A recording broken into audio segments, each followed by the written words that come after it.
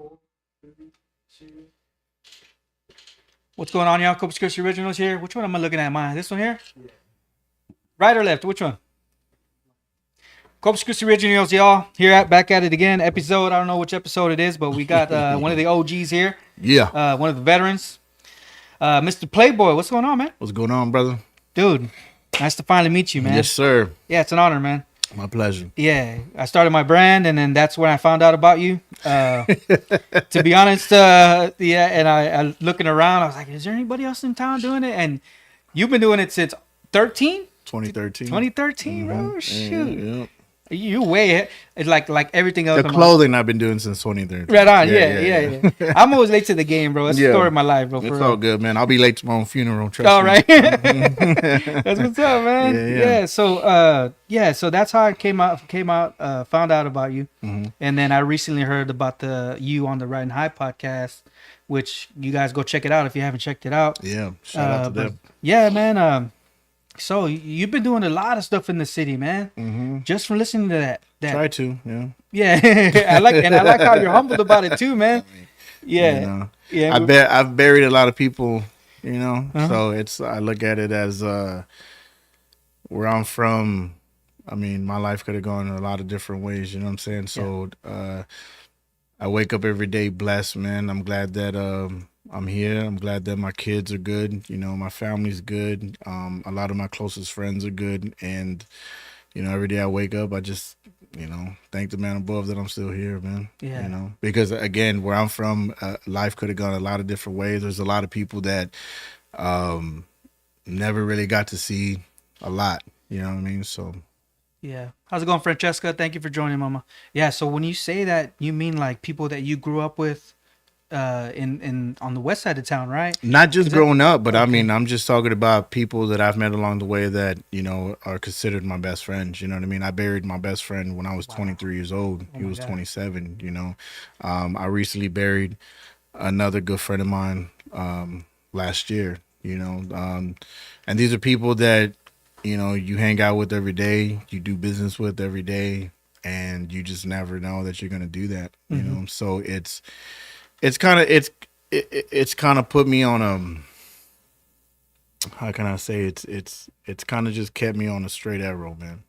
To not try to get caught up in the bullshit and everything like that. So those I can cuss on here, right? Yeah, that's good. Okay, because I got a mouth like a sailor. That's all good. I don't cuss, and when people hear me not cussing, they're like, "What?"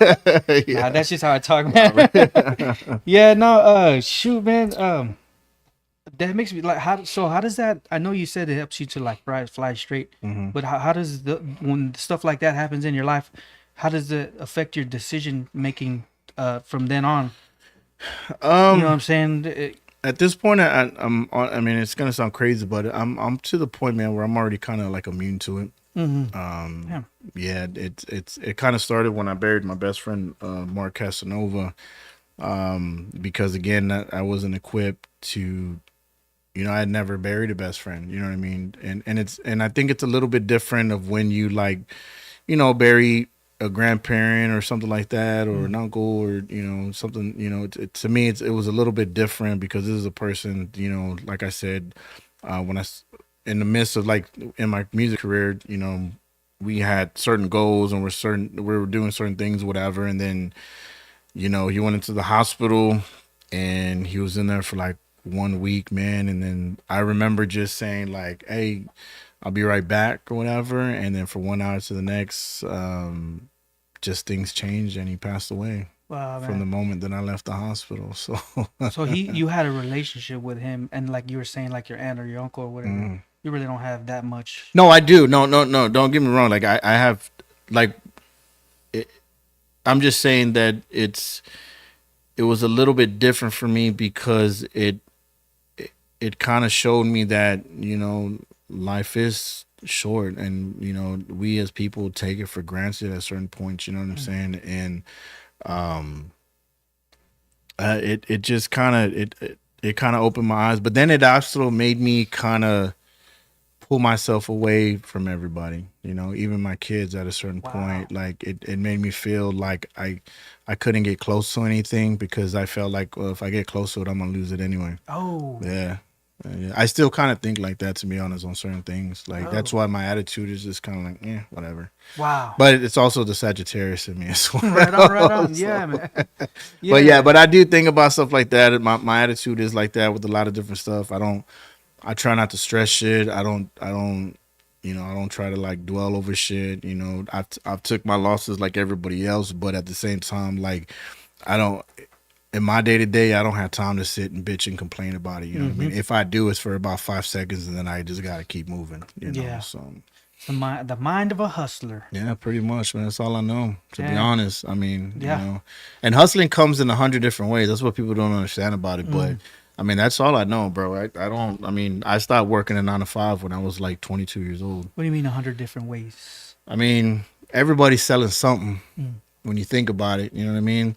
You go to church every Sunday. Somebody's on that platform selling you, a pill of hope. Mm-hmm. You know what I mean. There's people selling banana bread in Walmart. Right. Us with clothing and music, car insurance. It's just everybody selling something, Gotcha. bro. You know what I mean. So it's like.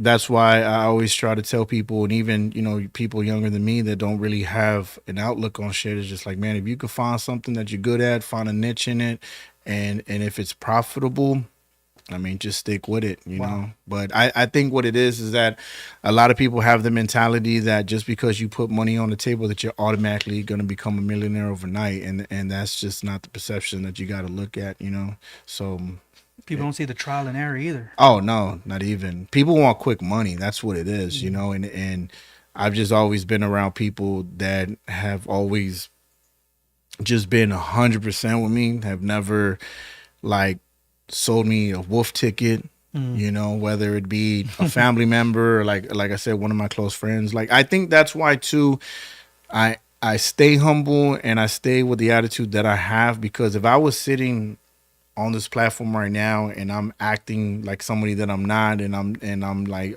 trying to make myself look like this, and trust me, man, when I walk out this room, I'll get a phone call and be like, bro, why the fuck you up there doing that shit? You know what I mean? So, and I don't. Those are the people that I grew up around with. You know what I mean? So it was just. That's just how I am, man. If you do that, it's flimsy. Like you feel that it's flimsy. Well, there's gonna fall over. There's eventually. two sides to a fence. You know what I mean? You can be on the one that's real, and you could be on the one that bullshits. If you think about it, that's the way I look at it. You know what I mean? Yeah. So all that fake it till you make it, man. It's cool. It was cool in the past, but I think we're in a world now to where it's like, who really fucking cares at this point? You know what I'm saying? Like if I'm not a pocket watcher, I don't count other people's money. You know what I'm saying? There's a lot of people that do that shit, and I think what it is you fall down a rabbit hole, and that's what social media is as well. Right now there's people putting their whole business on Facebook, but if you commented a comment, they'll turn around and be like, "Stay the fuck out of my business." Damn. And it's like, you just put just your put it business out on everywhere. Facebook. So it's like, you know what I mean? So it's kind of like fucking stupid, but Come a long way from that, huh? Yeah, no Because shit. we're kind of like the same age, man. And, oh my god. Yeah, I just turned 38, man. I'm still looking 21. Oh yeah, hell yeah, bro. Yeah, I'll be 42 in November, man. Shoot. That's what happens when you don't do drugs and Yeah, I know. you don't drink every day all day and pop pills on shit. You get the clean face. Yeah. That's what's up. I know motherfuckers my age and they look 60, bro. I'm just like, God damn, boy. Stay off the lean and pills, brother. Yeah, you bro. do. You look Oh man, them cigarettes will do people dirt. Man, like, I've seen my God. some people that Yeah. I'm not gonna go too in depth with it, but I've seen some people that I know on the jail app, and I'm like, God damn, y'all look old as shit, and y'all are only 30. Like, stay off the drugs, man. Like, God Crazy, damn, bro. like Yeah. whatever they're taking, I don't want it. Right. You know what I mean? Yeah, So, hell yeah, bro. Well, yeah. Yeah, and man, I really dig your work ethic. Just listening to that podcast and just meeting you now, Yeah. and seeing all the stuff that you're doing, man, and that you have been doing. Like, damn, where does that come from? And then I know you mentioned your mom and your dad in that podcast, which I don't know. Did you learn it from them or? I would say the work ethic. I got a lot from my pops because my dad, from not just having a regular job, my dad is one of those people that can fix anything, can do anything, you know, and he's really, really good at it. Mm-hmm. And even when he worked his regular job with the school district, like on the weekends, if somebody was like, "Hey, can you do this for me? Do that?" And he's like, "Oh yeah, whatever." If he wanted to, right? And you know, my dad stays busy. Yeah. Like my dad's retired now, and he's still busy. It's hard. It's hardly that you'll see him sitting down. Yeah. You know what I mean? My mom is the same way now. They're both retired, and wow. But they're just always constantly moving.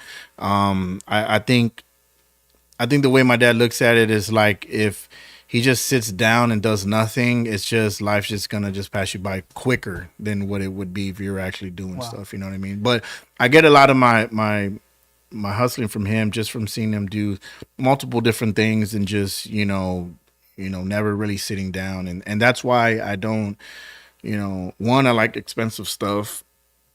Two, my kids like expensive stuff, and it's just all I know, man. I just. And in the world that I'm in, I mean, again, I don't work a regular 9 to 5. You know, I don't wake up at 7:30 in the morning, be at work at 8, and then I get off at 5. You know, like there's some days, bro, I don't even go to sleep till 6 in the morning. Wow! From the moment that I wake up, you know what I mean. So it's a lot of shit, you know. So you like that lifestyle? When you chose it, you're like, yeah, this is what I want to do. I mean, you know what's so crazy? It's, you know, because a lot of people have asked me that before, but I could never sit back and bitch and complain about something that I chose to do. Mm-hmm. I mean, that's like being, you know, if I signed up to be a truck driver and then I'm complaining like, oh shit, I'm never home. And it's like, well, shit, you signed up for it. You know what I mean? So I can never sit. All I've ever wanted to do was rap. That's all I've ever wanted to do. Yeah. I played sports in junior high. I only did it because, you know, all my other friends were doing it. My pops, you know, enjoyed watching me do it or whatever. And, you know, but once that shit was over and I got into high school, I didn't care about anything else, bro. I wasn't trying to be a part of no groups. I wasn't trying to be the basketball team, football team, none of that shit. All I wanted to do was rap and do music. So that's awesome. All I ever wanted to do. And you said one of your influences was your brother, who was in actually a metal band. Yeah, my older brother. Which is, wow, totally different side of the musical spectrum, I guess you could say. Mm-hmm. So, and then you wrote poetry. You started writing poetry at one point? Yeah, I used to write poetry in school. And that's when I kind of learned that I was able to put words together pretty good. But I got a lot of my influence from my older brother. My older brother and my second older brother. So it's 4 of us all together. Wow. I'm the baby out of my brothers. Oh, wow. So my older brother, my second older brother, they did heavy metal music. My third brother didn't do no music. He was more into like in the business side of things with stuff that he chose to do. So he was really good of doing with all that. So my 2 older brothers, but my brother Julian was always into like hip hop. Right. So a lot of the first like rap albums and stuff that I actually listened to was from him, you know, things like that. But I grew up on everything from Metallica, Ozzy Osbourne, Megadeth, Sepultura, to you know, Selena lived right down the street from me, so listening to Spanish music, to just regular pop. So I mean, I listen to it all, man. Yeah, right on. Thanks a lot, Garza, for the stuff. There's a chat right there. Appreciate you, Garza. Right, shout out to them. He said keep up the good work. I appreciate it, boss man. Yeah, man, dude. Yeah, that's awesome. So thinking about so you grew up in Molina, and then I heard you on the Hot 97. You were rapping on there. First thing you said was like Motown, West Point, Motown, West Haven. Yeah, I didn't even know. I'm not from the West Side, bro. I grew up Central, East, Southeast, whatever. I don't know what the heck you call it. Well, we consider the good part of town. Yeah, exactly. Yeah. The nice part of town. Yeah. At least for the Hispanic. That's what we would always consider. For the Hispanic that's what we always like. Oh, you live on the side. You're on the good part of town, bro. Side. Yeah. I mean, ain't no way around it. You was on the good side of town. Yeah, man. Yeah, you said, and so when you said that, I was like, West Haven. That has to be something over there on the. So I even looked it up on the map, bro. There's a park, right? West Haven Park. Well, what it is that Molina it's that part is kind of considered West Haven on one side, and then it's Molina on the rest. It's kind of weird. I mean, it's all when you say Molina, people would know like, okay, that whole section. But it's just broken down like that whole little section is called West Haven because of the park and that stuff section like of that. Molina. Yeah, but it's all Molina in general. Like we're all family. Yeah, right on. So, And then you were saying that even your parents are from. Oh yeah, my whole family's from there. Yeah. There ain't no so what it was growing up, my brothers, my parents, when they were coming up, because my again, I'm the youngest out of my brothers. My brothers are the ones that didn't move into the Molina neighborhood until I was actually going to be born. So what it was that, but my grandparents and the rest of my family lived there. It's just my parents didn't live there. Okay. They lived in an apartment, I believe. Okay. So coming up or whatever. Gotcha. And because my dad used to work in an apartment complex before he got into CCISD. So and I think, if I'm not mistaken, hopefully I'm not telling this wrong, I think the house that my parents bought, they used to walk by it coming home from school, and then they bought it. They bought that one. Yeah, Wow. when they got old enough or whatever. Yeah, right. But my grandparents had been there, I think, before there was even pavement on the street. From what I think what I was told. You know what I mean? So, and I mean, and I remember my grandpa saying too. I don't even think the golf course was back there or something. I'm not too sure. I mean, it's very long ago when I would hear these things. But yeah. Yeah, Awesome. But that's all I know, man. I ain't never lived on the south, east, north, or nothing else. So yeah, it definitely got its own culture, man. Oh, most definitely. I mean, dude, at a certain point, you didn't come into Molina unless you knew somebody, you lived there, or you were buying something. Right on. You just straight up. Yeah, you know what I'm saying? Exactly. So it wasn't a fun place to just walk into if you didn't know anybody. So and you're mentioning that. So there's blacks on that side of town too, and you was kind of hanging with both of them. Well, our whole neighborhood is dominant Hispanics and blacks. Yeah. Right on. Yeah. So, but we're all family, man. I mean, we all come up together. We all came up together. We're all still coming up together. It's just one of those neighborhoods, and it's the same for everywhere else. I don't want to make it seem like it's just in Molina, but it's one of those neighborhoods that like you could go down the street and sometimes you don't even have to knock on the door. It's just like, hey man, I'm here. It's just that type of thing. It's but it's in our neighborhood too. We all look out for each other. If things come up missing, you better take that shit back before. Wow, crazy.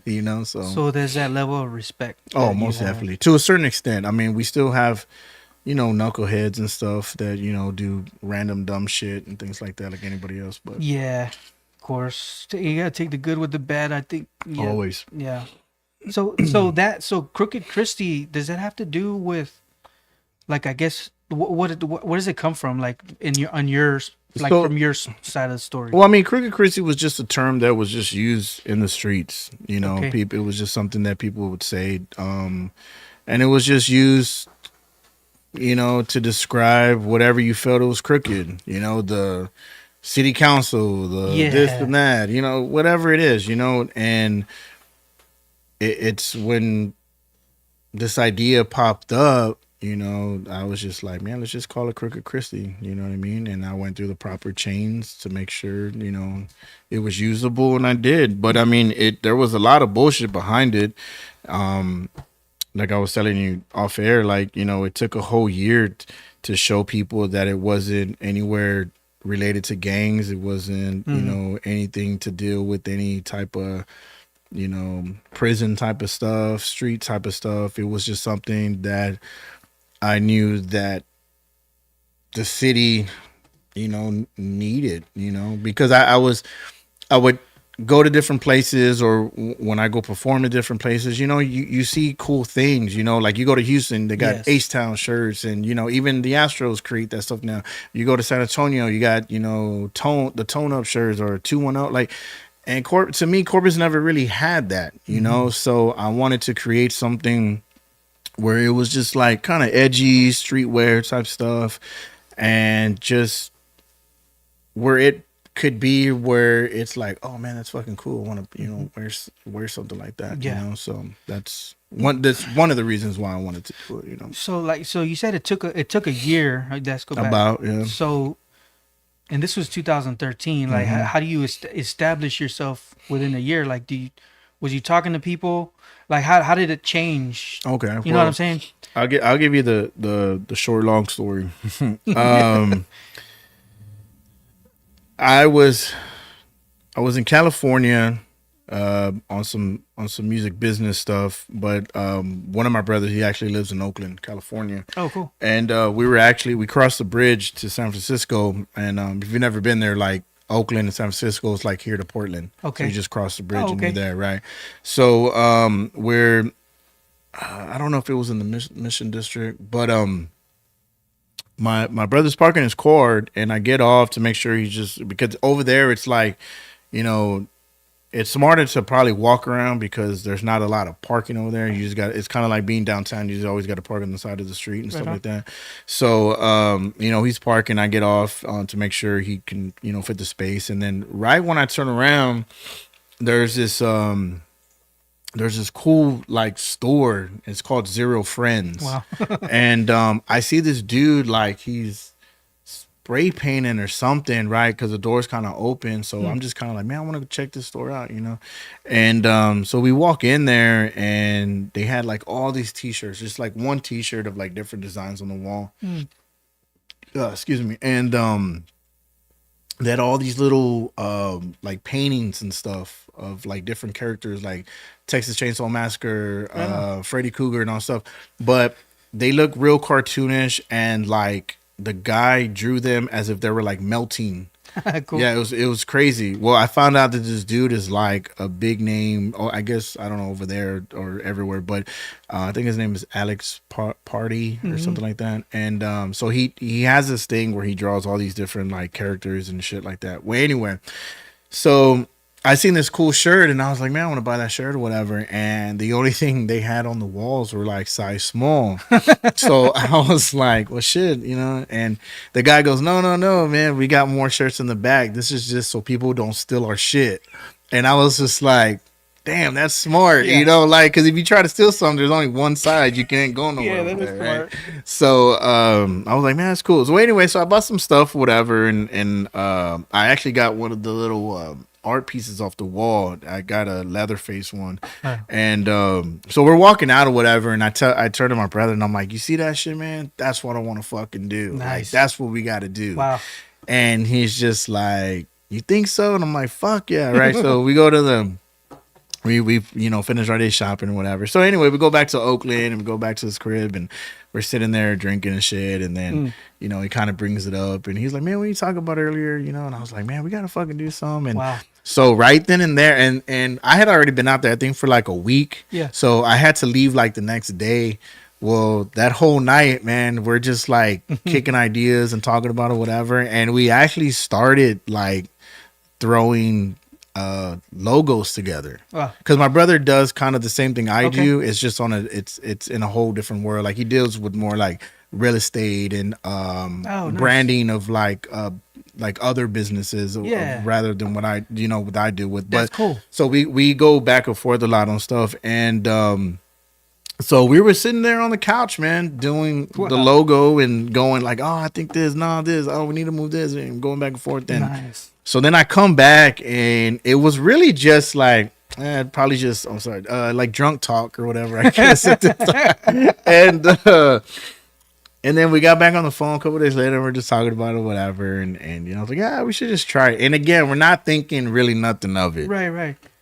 And then it gets into the ears of my other brother, and he's just like, oh man, Jason said you want to do this. Like, yeah, I'm thinking about it. And he's like, well, man, I'll match this and this is that. And then my older brother was like, well, we can do this, So what people don't know is that when we started this whole thing, and we started to advertise, we made the Facebook page, and once we settled on the logo, which is this one right here. Yeah. we started mocking up all the t-shirts and the color things, whatever, and we made a Facebook page and we put all that information on there. I think like within 24 hours we had already like 1,500 likes. Nice. But mind you, we didn't have nothing. Wow. We just had mock-up Just pictures. the idea. Yeah, we had ideas. So we did it as a teaser thing because we wanted to see if people were gonna like it or talk shit. Oh, nice. So that was kind of like right because at that point you don't even know who's behind it yet. You just see like, oh, these Crooked Christi shirts. Wow, crazy, yeah. So I think a lot of people were. I know a lot of them were like, is this for real? Is this for real? Whatever. And we got into that, and then we were just like, shit, we really got to start like, making these shirts now. So then we started looking for people that to do t-shirts and whatnot, or whatever. But the difference with us is that from the very beginning, my goal was to make sure that everything we made was 100% quality. Nice. Meaning that the shirt, the hat, whatever you bought from us is the same thing that you would get out of a Dillard's, a Zoomies, a Macy's, a JCPenney's, an Academy. Like, I'm not into selling anybody no bullshit. My thing is that if whatever I do, whatever I create, whatever I put my money into and whatever, and this is advice to anybody trying to get into any type of business. If you yourself would not buy that, how can you convince somebody else to buy that? Right? Like, think about it. Like it like bullshit can only go so far. Right. Like if something sucks, it just sucks. And there's no way you can convince a whole city or a world that like, oh, it's the best thing, because obviously it's gonna get to a point where enough people are gonna be like, nah, this shit sucks. You know? And that's okay, but it's just the realization. But we just got to a point where that was our goal, and that is still our goal. You know what I mean? So everything we do, I make sure that it's 100% quality. Hell yeah. You know, so this cup alone, bro. He gave me this cup, guys. Check it out. Yeah. Tell Stanley to stay off my motherfucking grass. For real, bro. Look at this. Dude, this is legit. Jay Bustos, thank you for sharing the video. He said, I need that hat. Where could we buy the merch at? Oh, man. crookedchristitx.com, baby. Yeah. And you know, let me it's gonna sound weird because I want to apologize to all those, because I know a lot of people hate to order something local from a local website because they feel like, why can't I just get it from you? Or go into a store. Yeah, I got you. So this is the thing. Let me explain this to everybody, all right? And I'm gonna make this very comical to everybody. Shit is expensive out here. Okay, rent for a brick and mortar is fucking expensive.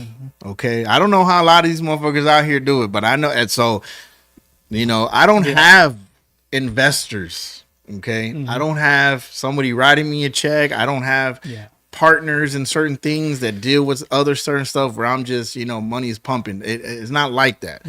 So it's very hard to sustain certain things before I even get into it to know like, that's not worth it, right? So the good thing about our brand is that we built the whole thing just from doing pop-up shops. Our first pop-up shop was actually Day of the Dead. Oh, wow.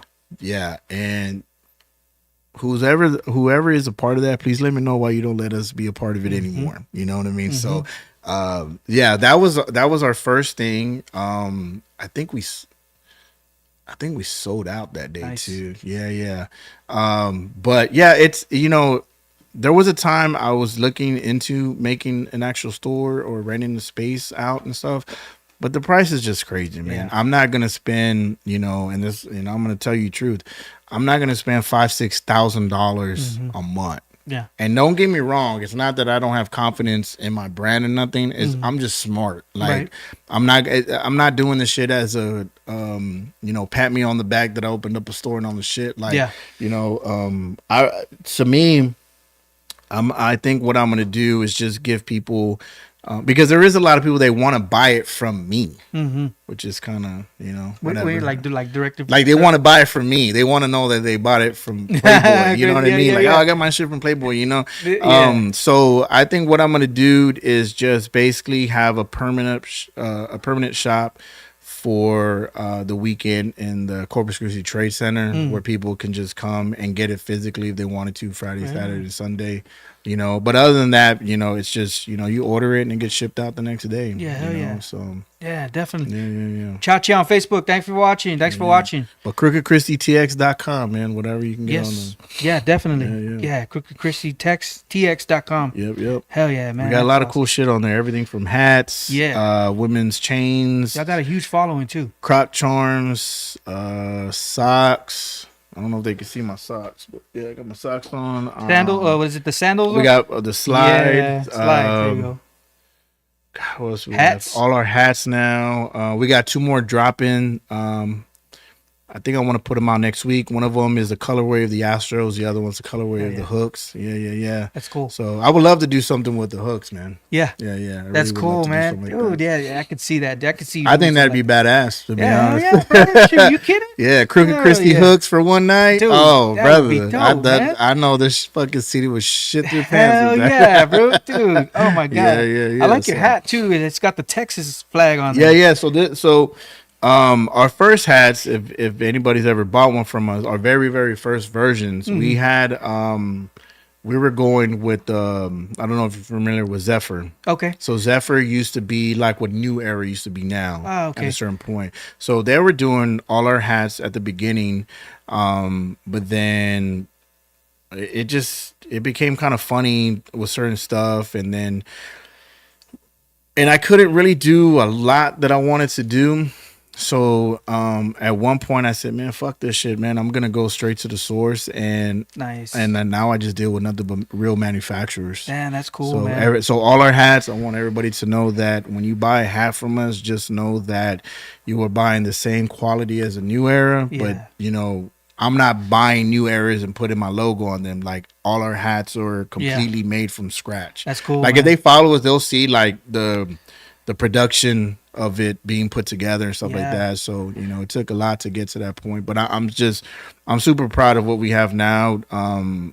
It just makes me, you know, love it even more every time I do something new with it. So yeah, that's awesome, man. I'm happy for you. That's very awesome. Appreciate it. Yeah. So when I started mine, the barrier to entry was like cheap for me, and I make my stuff by myself, and it's not like at all the quality yours is. So I was just like, I'm just gonna do it like this at first, you know, and see how it goes. Yeah. And then just, you know, go from there. You know what I mean? Like, I'm like that too as far as money goes. I do what I can. If I can't get a store, like, I feel you on that. Yeah. Well, I used to work. Bro, so I used to work retail. That's how I've got. Yeah, that's why I know a lot of this stuff, because I mean, at 15, 16 years old, I mean, I was selling shit over the telephone. Wow. I used to work at some place down here called Sitel. People my age would know what Sitel used to be. Sitel, yeah. Yeah. I don't remember that? It used to be like a telemarketing place. I don't know if it's still there. Yeah. Is it on the west side? No, that was God, I want to say APAC. Yeah. No, I did Sitel. Oh my god, Sitel gang for everybody that knows that. But I used to work for them when I was like 16, man. Like, that's when, like, I guess, like, when the internet came out. I remember we used to sell like Yahoo Internet and all shit. Crazy. And then I went from that, and then I worked at Mervin's. I used to work in the shoe department at Mervin's. Crazy, bro. And then I worked at this hip hop store called Blaze. They sold like baby fat, Yums, all different types of stuff. And then I actually worked at Dillard's in the shoe department, and I you know, and then I learned a lot of stuff from my mom, because that's all my mom knew too, was retail. Yeah. But I was a real huge fan of like Tommy Hilfiger. I used to be like a walking fucking you know, advertisement for them pretty much. But nice, man. But no, it was just, you know, I like those things, you know, and me being a real hip-hop head, like, you know, when Jay-Z made Rockaware and Outkast had their clothing and stuff, I used to look at our stuff and I was just like, man, that shit's so tight, you know. And I was a consumer of it, you know, and I bought it because it was really, the quality was good, you know, the designs were nice. And so with doing all this, it's kind of like I'm doing a lot of the stuff that I know what a lot of big brands do. You know, it's just if I wanted to, I mean, I could just get a hold of some of the buyers in the mall, like Zoomies and probably Lids and stuff like that, and see how I can go about it, just having the brand in there. The only thing is it all comes down to numbers, like how much are they going to take away from me from what I'm actually making and things like that. So again, somebody else would be like, oh, but it's in lids, and it's like, yeah, but how much money are you really profiting from that? You know what I mean? So it's like, do I take the short end of the stick just to say like I have my hand lids, or do I do the smart thing and just go do over here and just pop up my shit up again? So it's it's trust me, man, if I really wanted to be that arrogant, I would have done a lot of different shit just to say like, oh, I got my shit in this and that, but I try to move smart, because at the end of the day, when you're dealing with money, it's it can run out pretty quick. You know what I mean? So you got to be smart of what you're doing and how you do it. And if I'm just here trying to do bragging rights shit, I'll go broke. Anybody that's doing that will go broke. So it's almost like if you start out with a little bit of money, then once you start getting money, you're like, damn, I need to be responsible with it. Oh yeah, of course, yeah. You know what I mean? And this is not, because it's not about me. You know what I mean? It's not about Mista Play Boy the rapper. I created this as its own thing. You know what I mean? There was a time where like I wouldn't even, show my face. You know what I mean? Like I wouldn't, because I didn't want people, for somebody, because some people can feel a certain way because you're doing more than what they feel they're they should be doing or whatever. And I didn't want people to like hate this because they feel some way towards me, because this is not connected to my music. It's connected to me because I put it together. You're the owner. And but at the end of the day, like, this shouldn't be looked down upon because somebody has some way of feeling a certain way towards me. You know what I mean? Do you get that a lot from people in the city or just in general? Like people?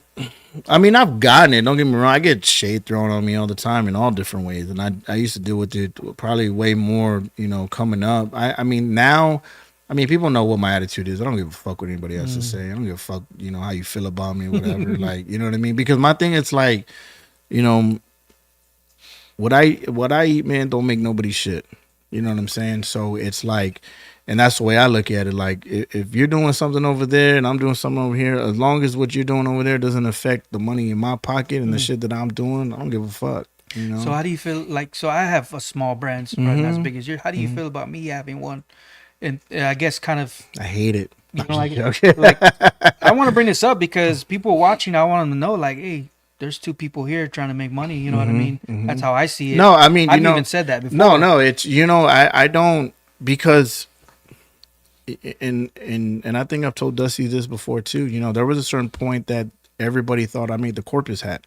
You know what I mean? And it got to a point where I just kind of was just like, look, we don't make that hat. That's not us. Actually, and and again, I hate to say it, but Crooked was here before. A lot of people's shit. What I don't like and what I will never respect is when people try to make it seem like this never existed or this started after a lot of people's shit. You know what I mean? So, but do I have a problem with people selling clothes and all something? I don't care. Like, I have my own thing and I do it my own way. And, I just try to make sure, again, that what I sell to people are never going to have a bad review on it. People are going to see the quality. They're going to see, all the hard work that goes into that. You know what I mean? Just like this cup, you know what I mean? I actually did it as a joke because everybody was like, oh, Stanley this and Stanley that. And I said, you know what? I'm going to show people that what you're raving about is just plastic and stainless steel. Okay? And when you're going and trying to spend, whatever, it's like, I'm going to show you. Because some people would say, well, this is better than this cup. And it's like, bro, it's made out of the same shit. You know what I mean? Like, come on now. So I made it as a joke. And then one day I was like, you know what? I'm going to make a fucking cup, but I'm going to make it badass, But it's, not to give you a cheap plug, but it's a 40 ounce, what we call a 40 ounce sipper. They come in different colors. It actually has the branding on the top. You can twisted little thing, you know, to where you could just sip out of it if you want to, and it definitely made nice, dude. Yeah. I like this little thing on top. Mm-hmm. Hell yeah. Yeah, but look, you know, all this. Look at all the detail in this cup. Yeah. You know, look at the bottom. Some people won't even pay attention to the Damn, bottom. seriously, bro. Yeah, like, you know, this is what I'm saying, Dude, man. It's this all is about dope. quality, you know. Wow, Yeah. dude. Yeah, see, it's not just. Dude, that's what's up. See, somebody would be like, "Oh, he just put his logo on the front of a cup." Exactly. Like, no, Yeah, bro, yeah. No, That's the kind of stuff that I'll be like, all right, cool. But damn, that's what I'm dude, saying, man. nice. Hell no, this is real deal Holyfield right here. Do not man. microwave. Do not microwave. Yeah, He's even got the website on the bottom, bro. of course. Yeah, look at that. You want to know why? Let me tell you Hand why. wash only. Let me tell you why. Uh-huh. You notice that, right? Let me tell you why. Because if we were just chilling somewhere, right, and I had this cup, right, like the homie in the chat is like, "Oh, where can we get your stuff?" Right, so I'm chilling like this, like just sipping on. And you're just like, damn, man, where'd you get that cup? And you're like, oh, CorpusChristiOriginals.com. I was like, right here. Yeah. See that? That's a jewel for y'all people out there. Oh, watching, dude, all come right? on, man. Come on, I know brother. you're full of them, bro. Like, man, for real, dog. Even before you came in, I was like asking you about the trademark and all that stuff. I was like, damn, I know I can get some advice from this dude. Yeah, I mean, come on, brother. Like, walking platform. I seen right that here, you were in the cereal aisle. With my jacket on, you know, I go to HTO, you know, it's just, you know, hey, I mean, who's that shirt, dude? That shirt looks nice. Who's you know, this is something that's coming out pretty soon. This is actually just the embroidered too, a prototype.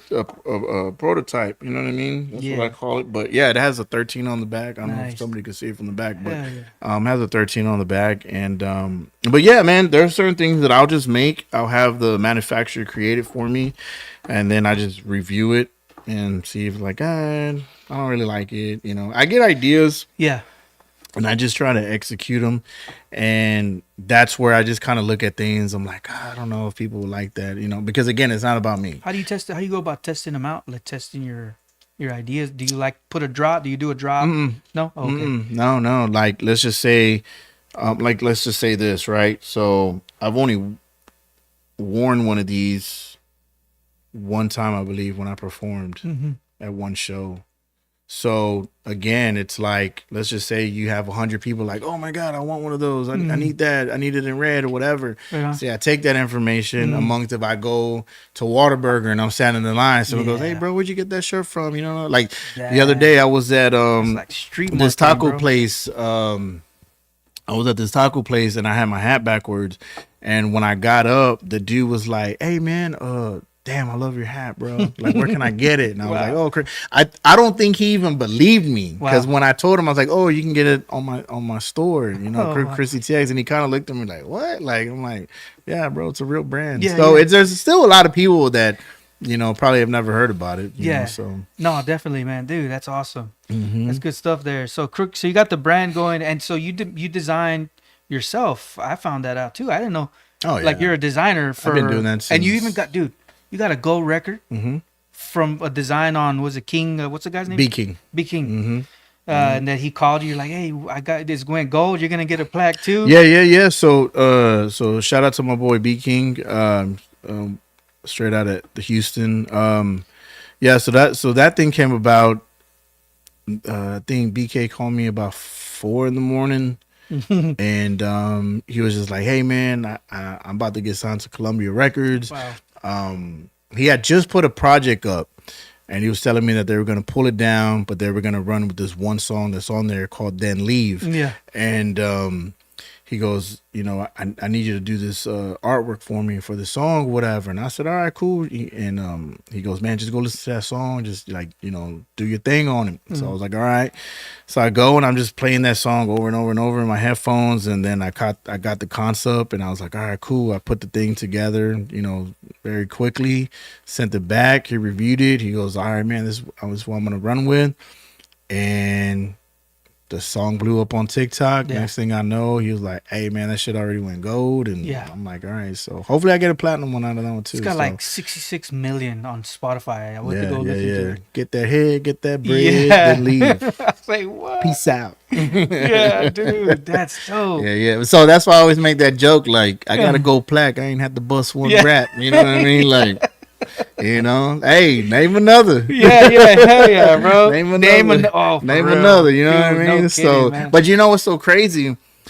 On the same wall, I have, when I put out my first album when I was 20 and Called Out the Smoke, I made my rendition of a thing like that. Yeah, know? of your, so like I your put my own. CD, it got my poster in it, and I made it look like a plaque. Nice. And it's just so funny that now I actually have one with my name on it. That's cool. So, yeah. And you were saying like the guys would never have this opportunity. Mm-hmm. You know what I mean? And then even being on Hot 97, that was, man, I heard that whole rap. Damn, you were friggin', you were at it, bro. I got a lot of hate from that too. Seriously? Mm-hmm.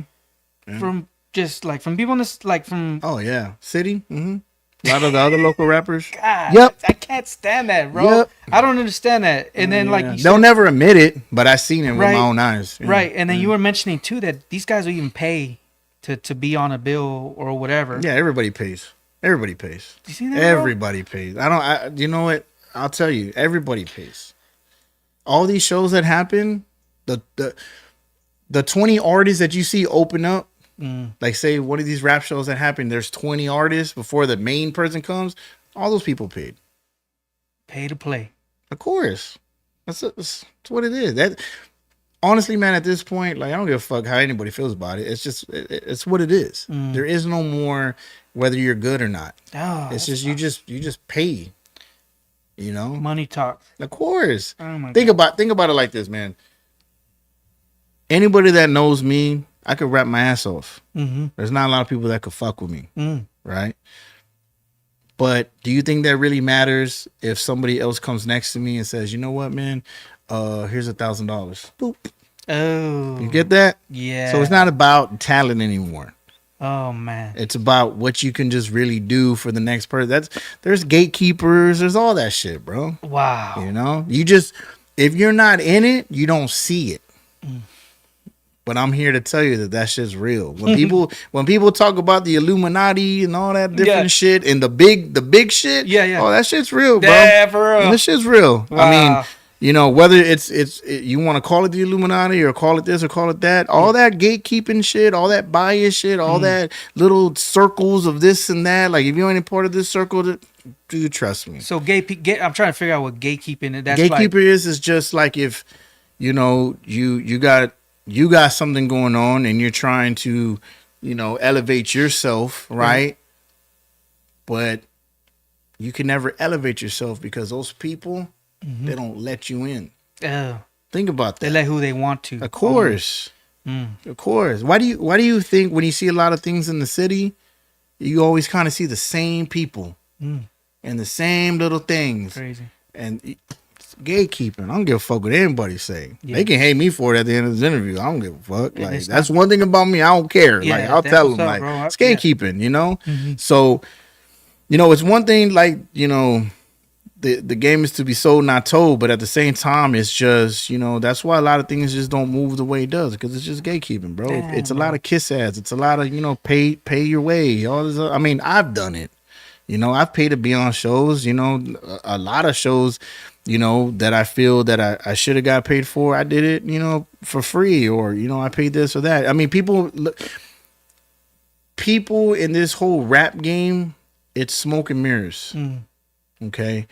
And when a lot of these dudes out here, and even females, like when they see what the game is really about, you start to kind of like, do you really want to be a part of this shit? You know what I mean?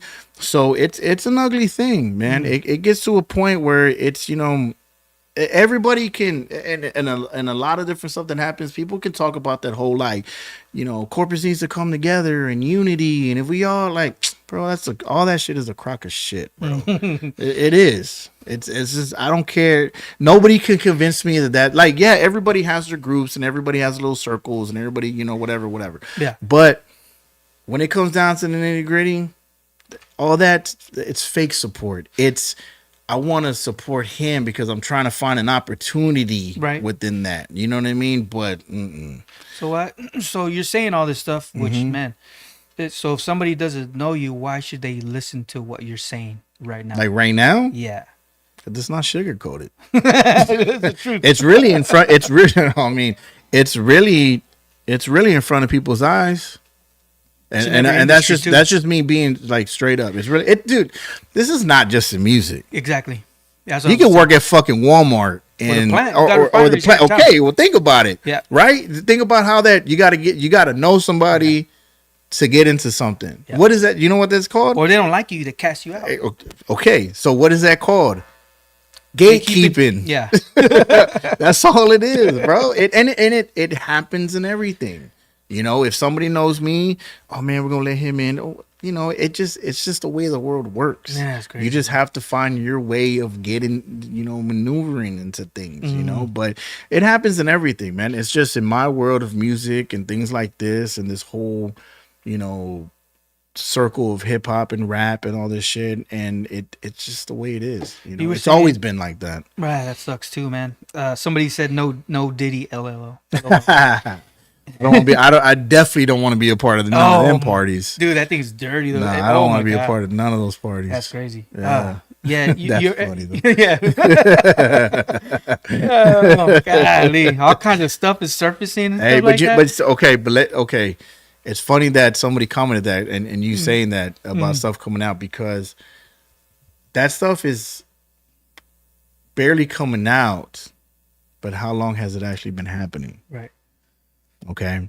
So you think about stuff like that. It's you know, people will try to make I mean, we can make jokes about this all day. Right. But at the end of the day, it's like, you know, again, man, we've seen Diddy send a group of people for cheesecake on, you know, making the band, you know what I mean? To you know, earn their way to do certain shit. So it's like it just happens, man. So who would have thought Diddy was a hoto? Somebody mentioned on Facebook. No comment on that. Yeah, no comment. Dude, so you mentioning that, it's been around probably for years, probably since mankind, you know what I mean? How do you think that affects? Look at Nickelodeon. Oh, dude, yeah. Oh my God.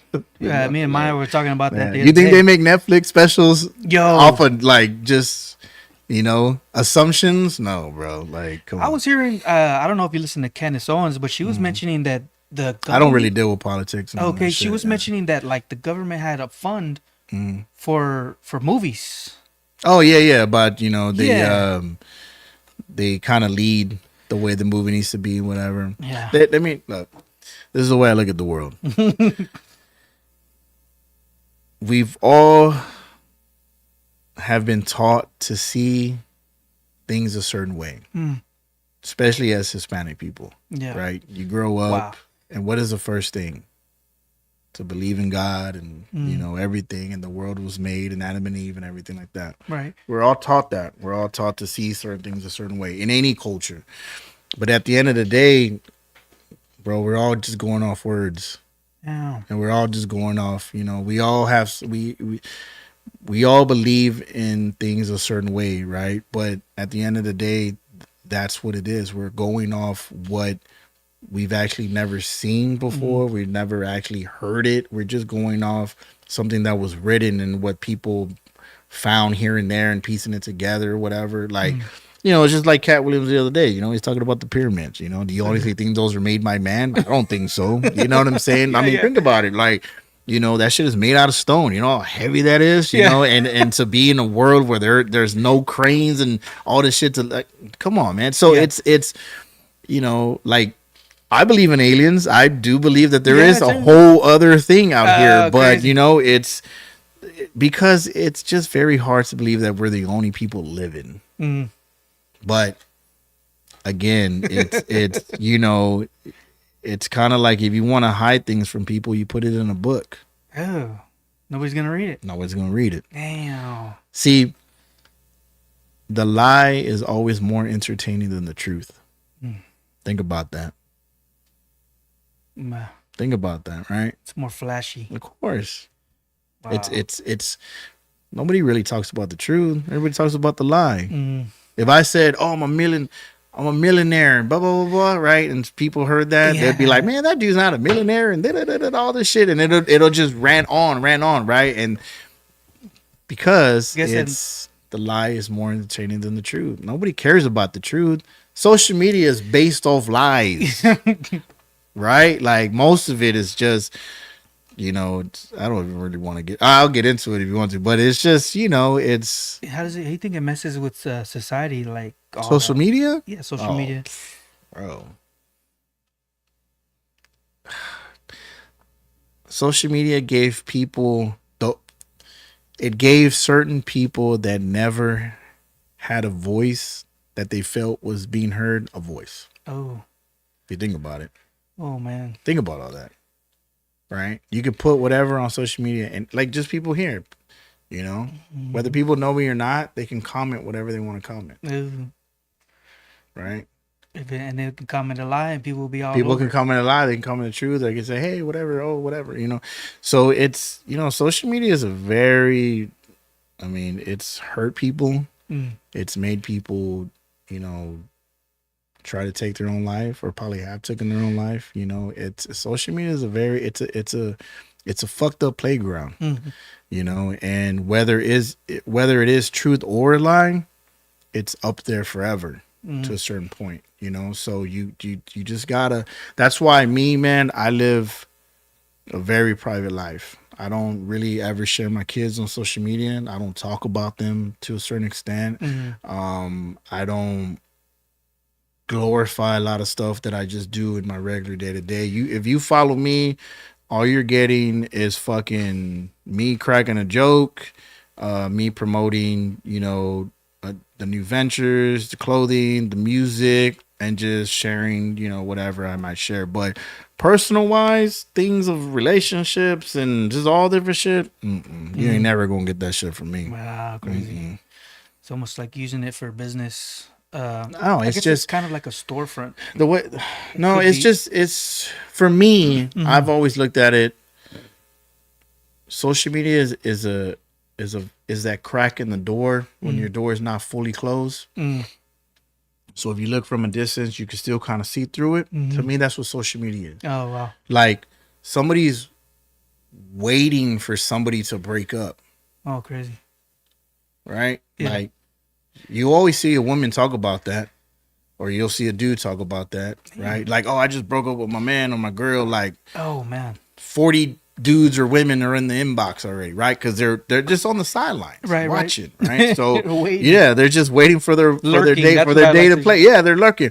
But everybody, man, is just, some people just live a boring life and have nothing better else to do but to watch others, and that's what social media is to a certain point. So that's why I just, you know, I don't fall into the bullshit. I mean, I'll crack jokes with the best of them, but for me to really like put my personal life out there and stuff like that, no, I don't do none of that shit. That's probably a good thing, man. Yeah, for sure. Damn, I think for coming on. We've been going for an hour, man. That's awesome, dude. Damn, already? Cool. Yeah. And I had all this stuff we haven't even touched on, which you got a bunch of stuff going on. Stay tuned for part 10. Part 10 coming. Oh man, it's funny.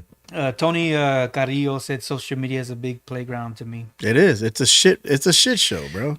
You know, but I mean, again, it's just something that you can use in a good way and a bad way. Yeah, know? exactly. So, but I don't, you know, I don't see what the purpose is of going on there and just like fighting with a whole bunch of people you're never gonna meet. Yeah, like you get people that fight with other people that like, bro, you don't even know this person. Like you're wasting all this energy. Like, you know, just like the other day, I'm watching the Beetlejuice trailer and there's all these 100,000 people like fighting with each other. It's just like, are you fucking serious right now? Like, oh my God. I'm like, yo, like it's crazy. What man. bothers me is like you don't know what's real, like because like you're saying, like people could just lie. Of course. And you don't even know what's real. So you're looking at this thing. You might be looking at it all day, all week, whatever. You know what I hate? I'll tell you what I fucking hate. Can they see me on this camera? Right here, right? Ladies, stop using that bold glamour fucking filter on your pictures, okay? Stop that shit. You're beautiful without it. Hell yeah, bro. Oh, AI is crazy right now. What do you think about that, dude? Like what? AI, because that's what artificial intelligence. Yeah. Filter their. I think it's for some business it's good. For some it's not. I say that to say this. It's because it's one thing to let a computer just create something, but when you get it organically from somebody that that's what they're blessed with. You're taking away something from them, and I just, again, a lot of that stuff, yes, it helps to make things faster and move faster and stuff like that, and create things way quicker and help with this. Some of it is very useful. Some it's just kind of like, to me, it kind of takes away the interaction of humans with each other. So like actually having to learn how to imagine if I'm here doing the interview with a robot. Oh yeah, how fun is that? Yeah, crazy. You know what I mean? Yeah. So now I'm here with one of the dudes from iRobot having this conversation. You know what I mean? Wow, There's no, so crazy. I mean, you there's see, no you see feeling, how I think about shit? Like, it's just, I look at it, I look at things realistically. Yes. Yeah, just listening to you, Tom, I'm telling you, bro, like, how do you get like that? It seems like you're like, how do you be like that? You know what I mean? Because some people are so interesting like that. You're like, dude, I never even would have thought of that. You know what I mean? Because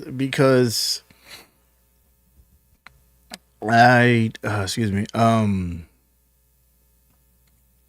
I can't stand somebody trying to sell me a wolf ticket to a pipe dream.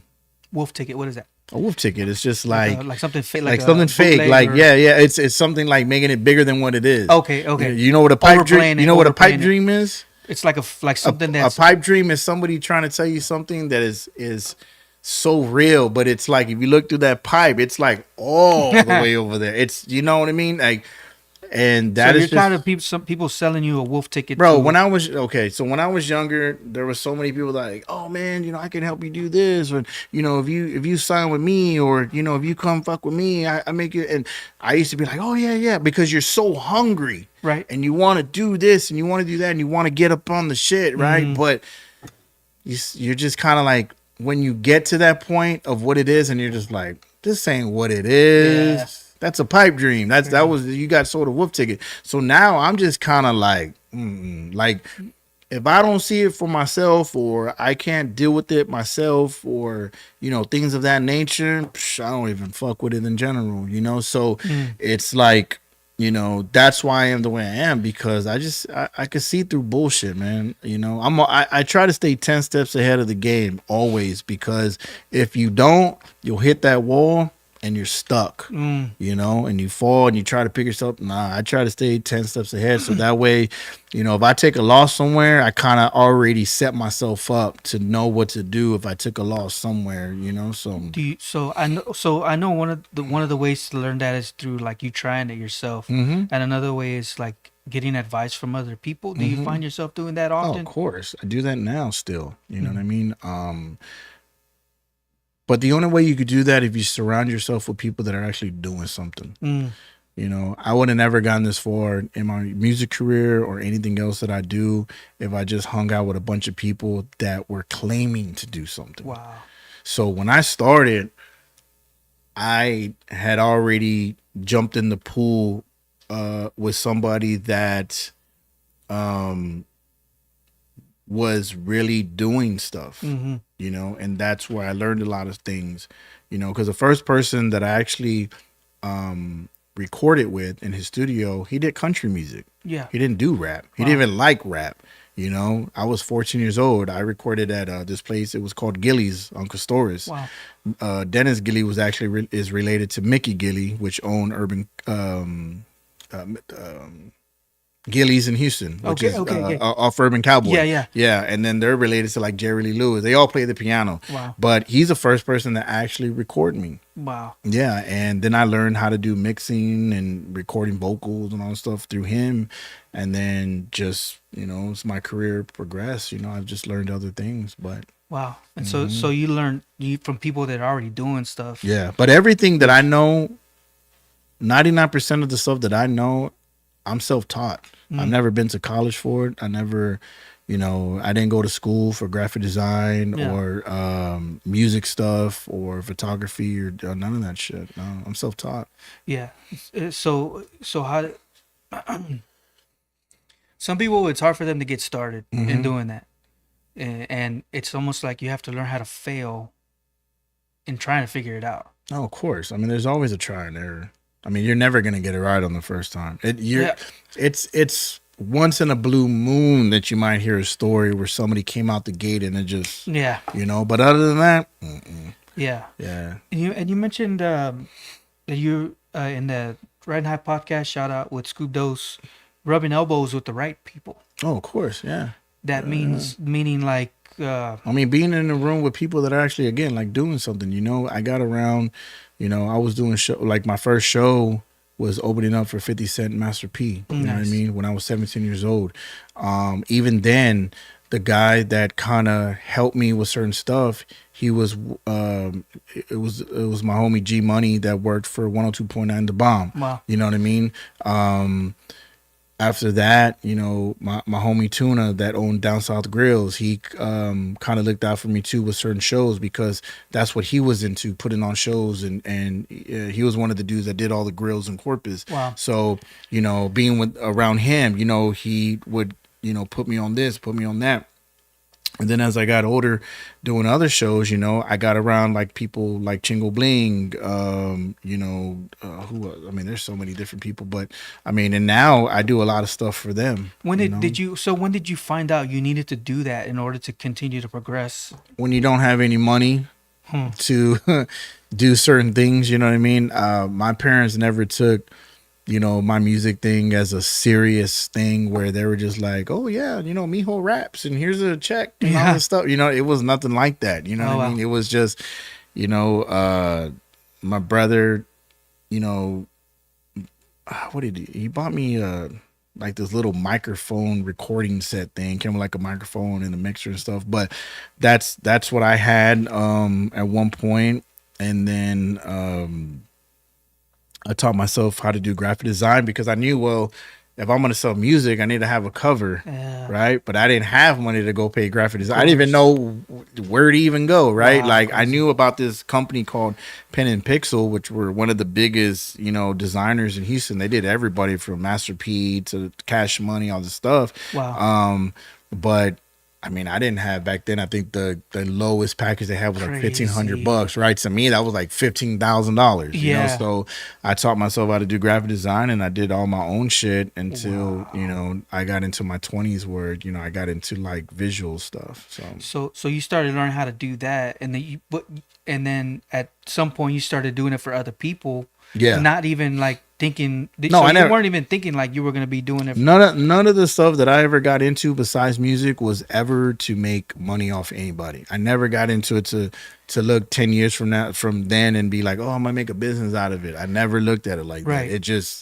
It just happened, you know what I mean? And I've done a lot of stuff that people don't even realize that it actually came from Corpus, from me. You know what I mean? I've done a lot of shit, you know? That's what's up, man. Yeah. So, dude, that's amazing to me. Like you started doing that, and then eventually, and I'm thinking too, rubbing elbows with the right people, because there could have been other people doing what graphic design or whatever, but just somehow you're in that place. There was only, I think, me and the homie Shy One, which he does like horrorcore rap.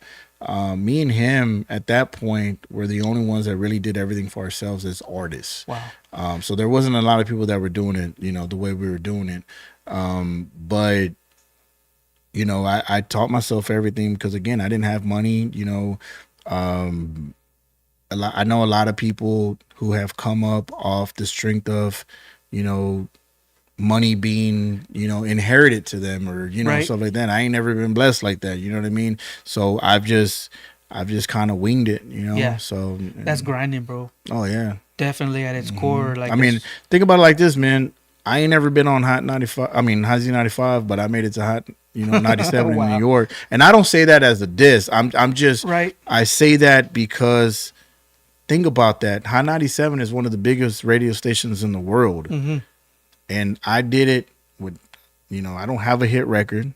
I've never had a manager. Wow. I've never been signed to a record label. Right. You know, so, and again, I don't have financial backing. I made it all the way up there solely by myself. Wow, I didn't pay for it. A lot of people thought I paid to get on that platform as bragging rights, and I never paid for that shit. Yeah, that's what's you know, so that's one thing about it. So that's back in the day. Now people think that they have to do that. No, Like when they I ne- made when I got on High 97, that was back in 2019. No, Yeah.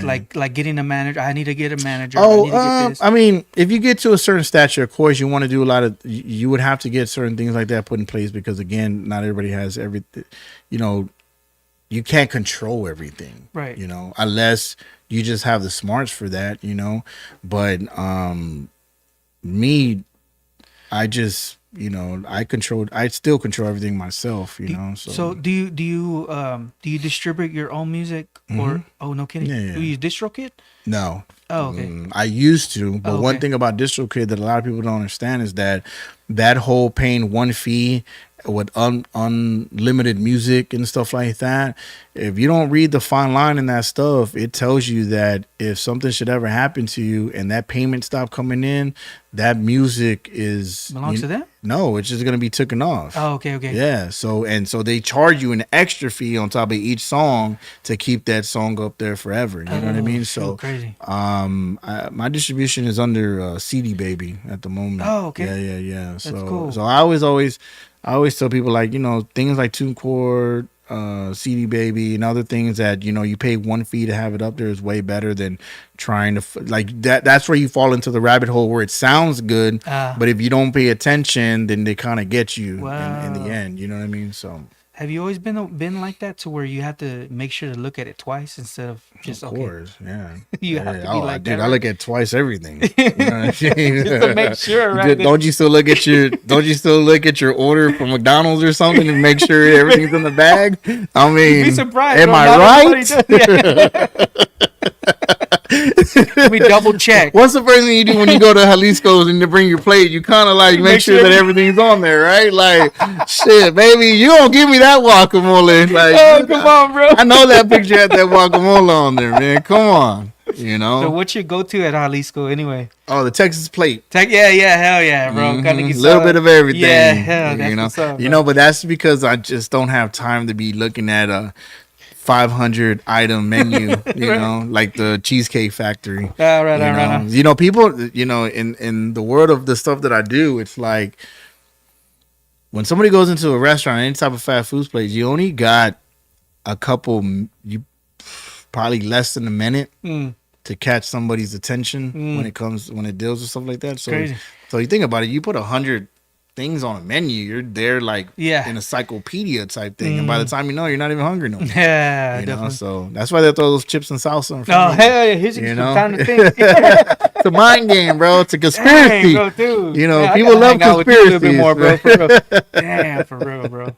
Wow, that's so crazy, man. That's funny. Yeah, that's what's up, man. Appreciate Yeah, you coming yeah. on. What you got? You got anything else coming up? I know you mentioned projects. You got some projects coming on or something? Yeah. So, me and my homie DJ Stump, we're gearing up to release some new music.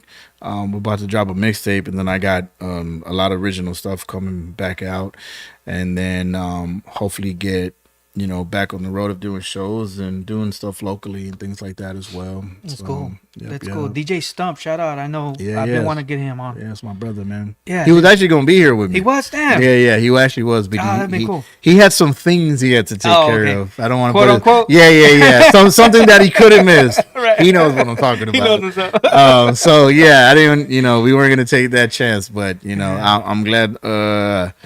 My brother's out doing this thing, and Yeah. back to where he needed to be. So I seen y'all's picture. It's the like best DJ in Corpus. I don't give a Yeah. fuck what Oh my anybody god, says. dude. I saw y'all's picture on your Instagram, but it's like maybe like a promo. I don't know what it was, but he's standing there. Mm-hmm.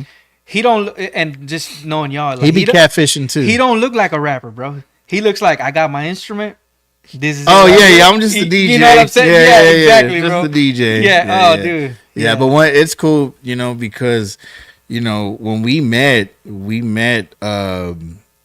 doing a gig, and he was there for one thing and I was there for the other, and then he wanted me to help him do some stuff, and the first question he asked me was like, "Hey man, how can I really do some shit?" And I was like, "Man, you just gotta do the opposite of what everybody else ain't doing," Wow.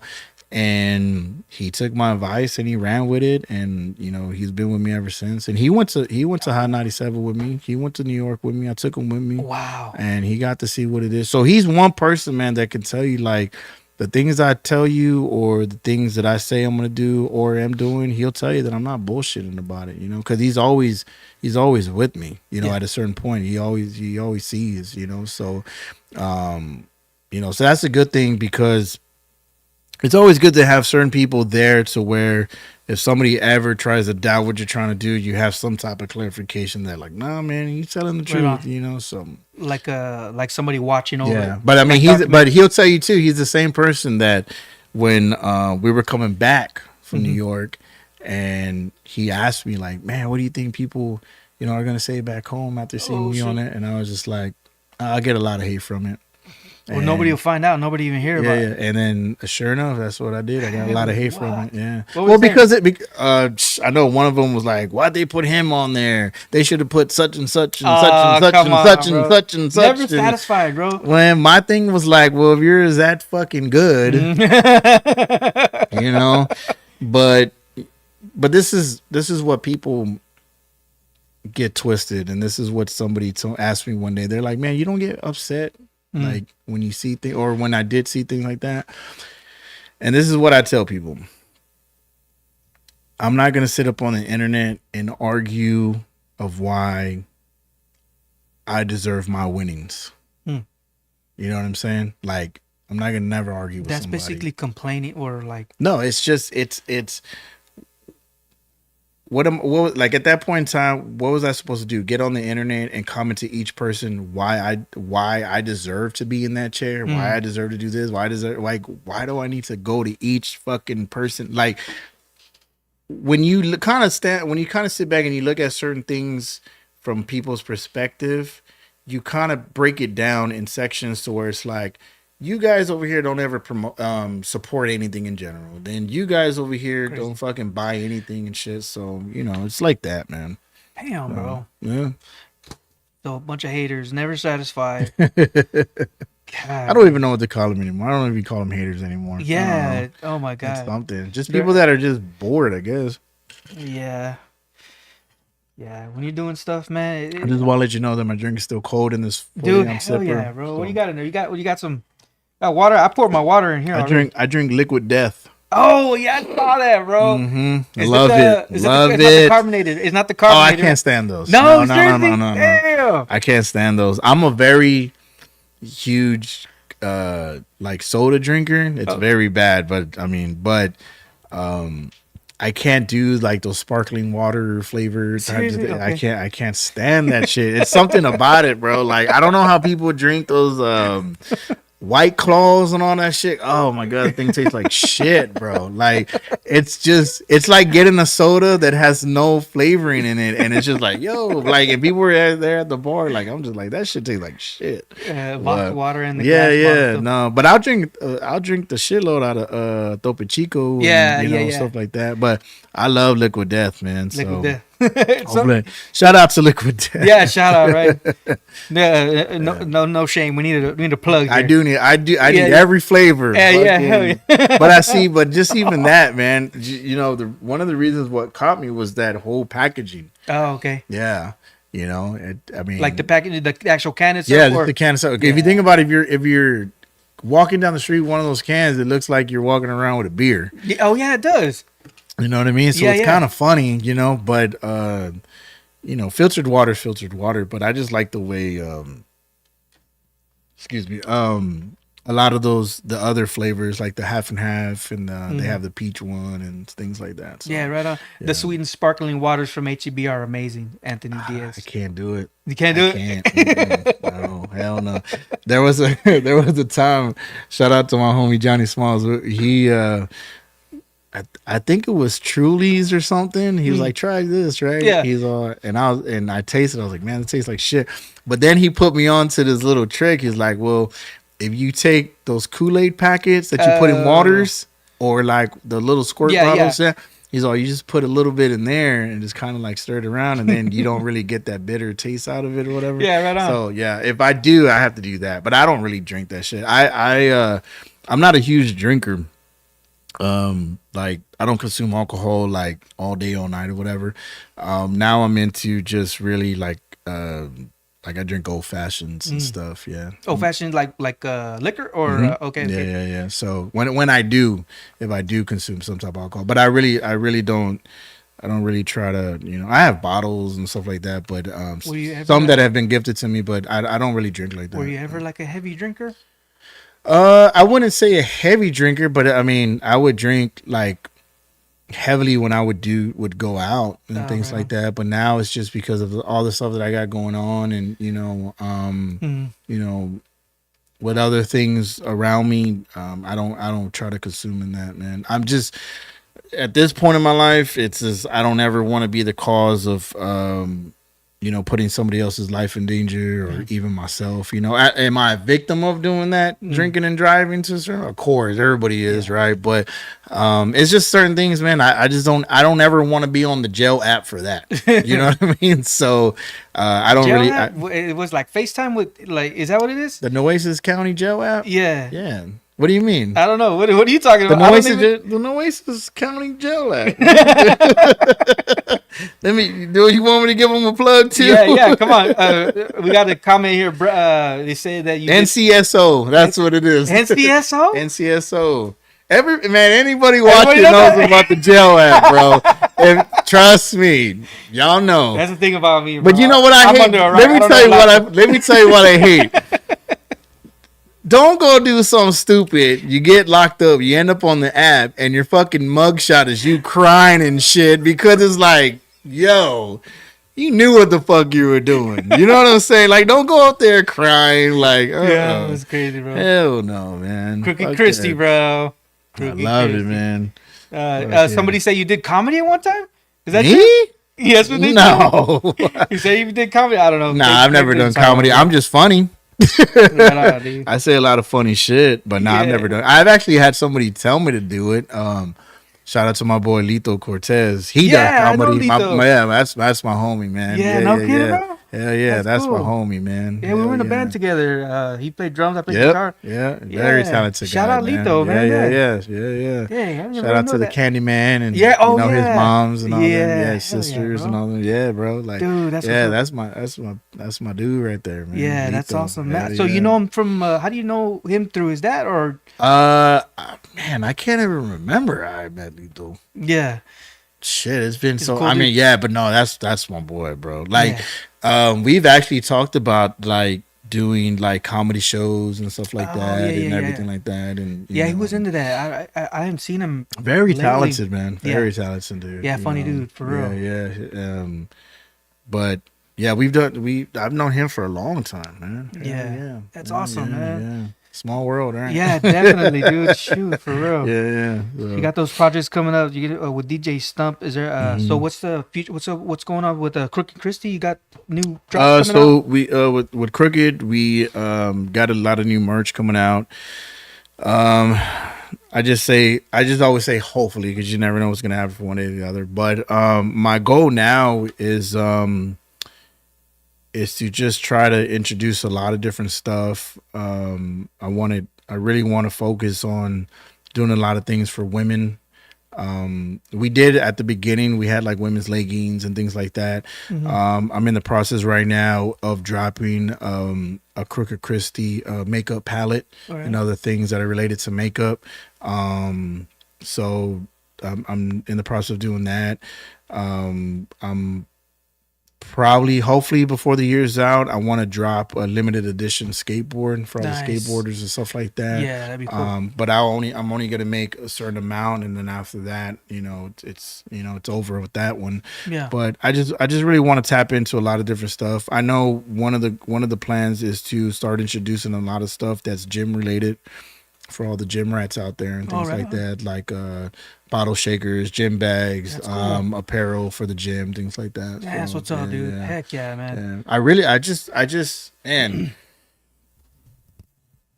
what I want to do coming up this year too is I not only with my alma mater West Oso, but I want to do some stuff with all the school districts and try to do something to where every hat or shirt or whatever that's sold related to the school, a percentage goes back to them. Nice. You know what I mean? But I really want to start with like I said, my alma mater, West Oso, and try to put something in place where, hopefully, you know, like a spirit store can be created, to where everything is made by Corpus Christi, but it's just all West Oso edition. Wow, that's cool. And try to get like the kids to sell it within the school, so that way they can learn about retail and other things like that. And Hell whatever's it, like I said, a percentage would go back into the school. That's what's up, man. So wow, that's dope, dude. Yeah. So why did you decide to do that? Like some people, they wouldn't even think about doing that. because I feel, one, because I still have kids that, my kids are still in school, except for my son. My son's already in college, but he just started his thing in here. But the thing is because you're not taught a lot of things that are really important in school. Yeah.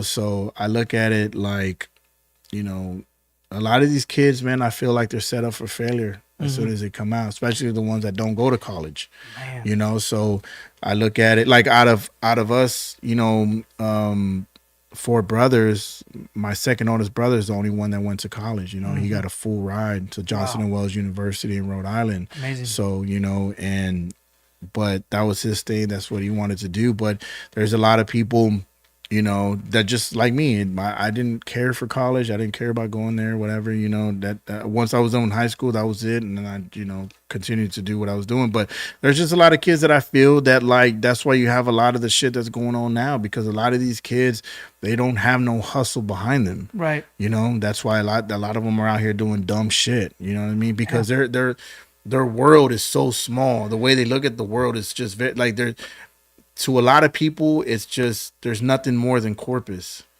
And when you have that mentality, you're like the crabs in the bucket mentality. That's what it is. That's what a lot of these kids are in. They're in that bucket.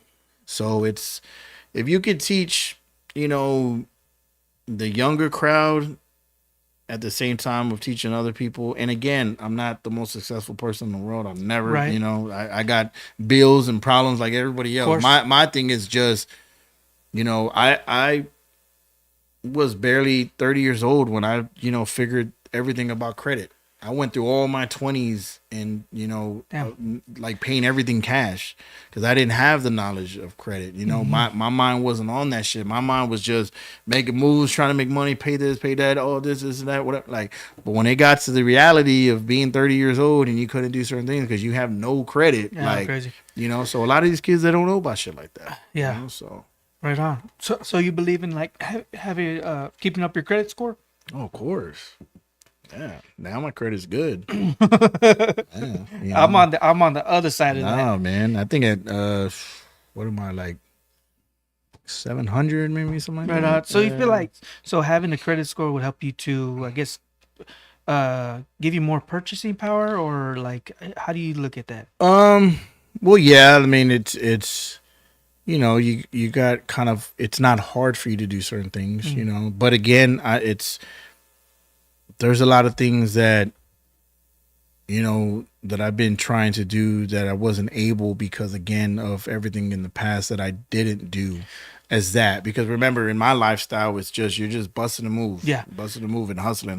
Like, you're not looking at like, oh, I need a credit card. You're just paying cash for everything, or, the way you consume it is just cash flow. So it's like a lot of the things you just, I just never get. My mom was like, don't ever get a credit card because if you ever put that shit in debt, I ain't never going to pay that for you. Right. So that's their, like, I don't want to mess with that. You know what I mean? Growing up in my teens. But again, as I got older, you're around people that don't talk about things like that and all that stuff. So for sure. So, there's definitely no knowledge. So I got up, in all that late, but I know about it now. So. Like you're saying, teaching the kids something, like teaching them that. Yeah, the shit that matters, bro. Yeah, exactly. The shit that actually matters.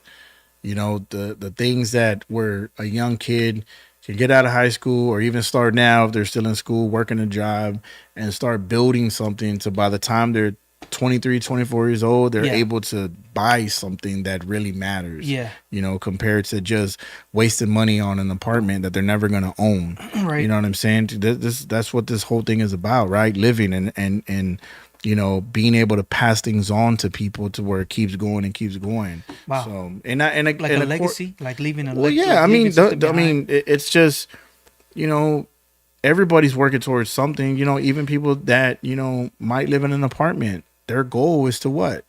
Buy a home. You know what I mean? So it's like there's levels. Right. So you do all that stuff, but there's just a lot of people that I feel that just don't have the common knowledge about none of stuff. And I was one of those people. Yeah, right. That's why I say that. I was in the same boat too at one point. But now it's just, I fix my shit and I try to keep it, fixed. I try to keep my bills on time and everything. Right. I pay on time or ahead of time, and But How do you do you like think about retirement money, or how do you look at that? Like, say, like you're at, like, because your dad retired from the school, right? Yeah, but my dad's been working since. My parents have been married since they were 15 years old. Amazing. Yeah, That's amazing to me, man. Yeah, To be married for that long and just yeah. like that's uncommon nowadays. Oh, totally. Totally uncommon, dude. And it's, for me, like, it seems like there's a lot of broken homes. I mean, I don't know what your situation is, but Broken home. yeah, you see what I'm saying? Like, I just have to be a man and say it. You know what I mean? And that's awesome. but again, too, man, I don't regret none of the choices that I've made. Maybe when I was younger, I look back at it like, oh, I should have thought better, whatever. But I'll never regret my kids. I'll never regret how they all came about and stuff like that. And as much as I might have differences with their mothers and stuff like that, witness, I'm just glad that I've never had to deal with a lot of things that maybe like people around me have dealt with. Like, I'm glad that their moms have never been on drugs. They all have a good job. They all, fend, for them as much as they can. We all have some type of a good relationship to a certain point, you know what I mean? But I can honestly say that they all have good moms, and they all, step up to the plate as as much as I can as well. And so I'll never have that attitude, with them about, just saying that, oh, they ain't worth the fuck and all that shit, whatever, because, they can say the same thing about me as well. You know what I mean? Right. When you get into those differences as you get older. But I'm just glad that my kids have that, and I'm glad that I was at least blessed to have kids with people that I've never had to worry about.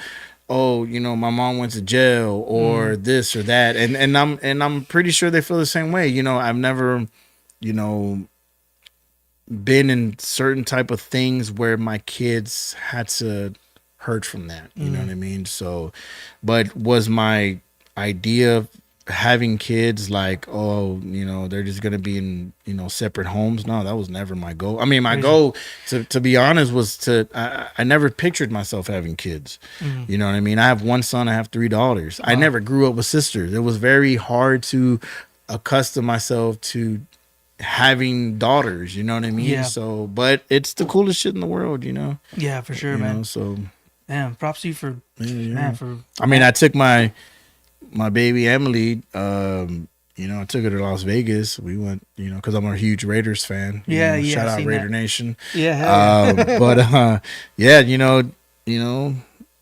14, 15 years old going to Las Vegas, talk about that. So I've been blessed to, give my kids a lot of the things that they want. We have our days and have our months and stuff like that. And there's a lot of things that as a dad I don't agree with and everything. But at the end of the day, my kids know what I've done for them and what I'll continue to do for them. What's some of the things that you worry for them? For my kids? Yeah. Because as parents, we're just like, because it's a different world. Like, it's, like me, I just turned 38, and I remember, when the street lights turned on, you came inside. That's what I was raised up on. We played football in the streets and stuff. To be honest with you, and I didn't know the conversation was going to go into this, but I do worry, man. I worry because, my son's just started his college thing, and, my son's a good kid. He's not, even though he grew up in parts of the neighborhood or around, with me and everything like that, besides his mom, he just wasn't around the shit like that as like I was, So he has a good head on his shoulders. He knows what he wants to do. There's plenty of people that give him, good advice, and he's around, not only good family members and everything like that and friends as well. But I just always worry that he might fall into a situation that has nothing to do with them, or be at the wrong place at the wrong time. Or so I always try to just tell him, when we do talk, is like, you always got to watch your surroundings. You just got to see, what things, are really about, and just always never fall into the bullshit, So, I mean, because you got kids out here just killing each other off nothing, bro. Off nothing, and it's sad, bro. It's really sad. Yeah. And it's like you still want them to be able to try stuff. And of course, but I want my kids to travel. That's why I try, in the past to try to take them as many different as places I've been. But my son, he's been to California to go visit his uncle. Taking my daughter to Las Vegas and things like that. It's my youngest daughter, she's 8 years old, but she travels a lot with my parents, and so it's just things like that. I just want them to see. If it's not the whole world, at least to see that the world is way bigger than something. Corpus. I got you. Way bigger than Texas. Gotcha. Way bigger than Texas. So yeah. Yeah, I can see how that can be an eye opener, man. See something other than what you see. But I also try to tell them too. It's like, when we do have these talks, I don't. It's weird to have like certain talks, even with my kids, when we do talk and we do have these talks, because it's just, again, man, I don't feel old. I'm not old. I know that for a fact. But it's, they live in a totally different world. You got to remember, like you said, we're like close in age, right? So you got to think about it. We were here before the internet, when the internet started, and now we're here after the internet, right? So and they're here with all this stuff happening. So it's kind of like, that's the thing that I kind of worry about, is that my kids get caught up in a whole bunch of shit that, that really shouldn't pertain to them. But, the one thing I know is that I can't control a lot of things that I can't control. That's, things are going to happen. It's going to happen. It almost seems like as a parent, we kind of want to gravitate toward that because we have kids, Yeah, of course. We want to be like trying to control everything, but we know we can't. Just like my daughters, man. I don't ever want them to depend on a man. I want them to know that you live in a world now that as long as you have your head on right, you find a hustle, you find multiple hustles. You know what I mean? Like, because what happens is that I feel that even if somebody, doesn't have a hobby, it's good to find one, even if it's, where you can make some money out of it, because think about it.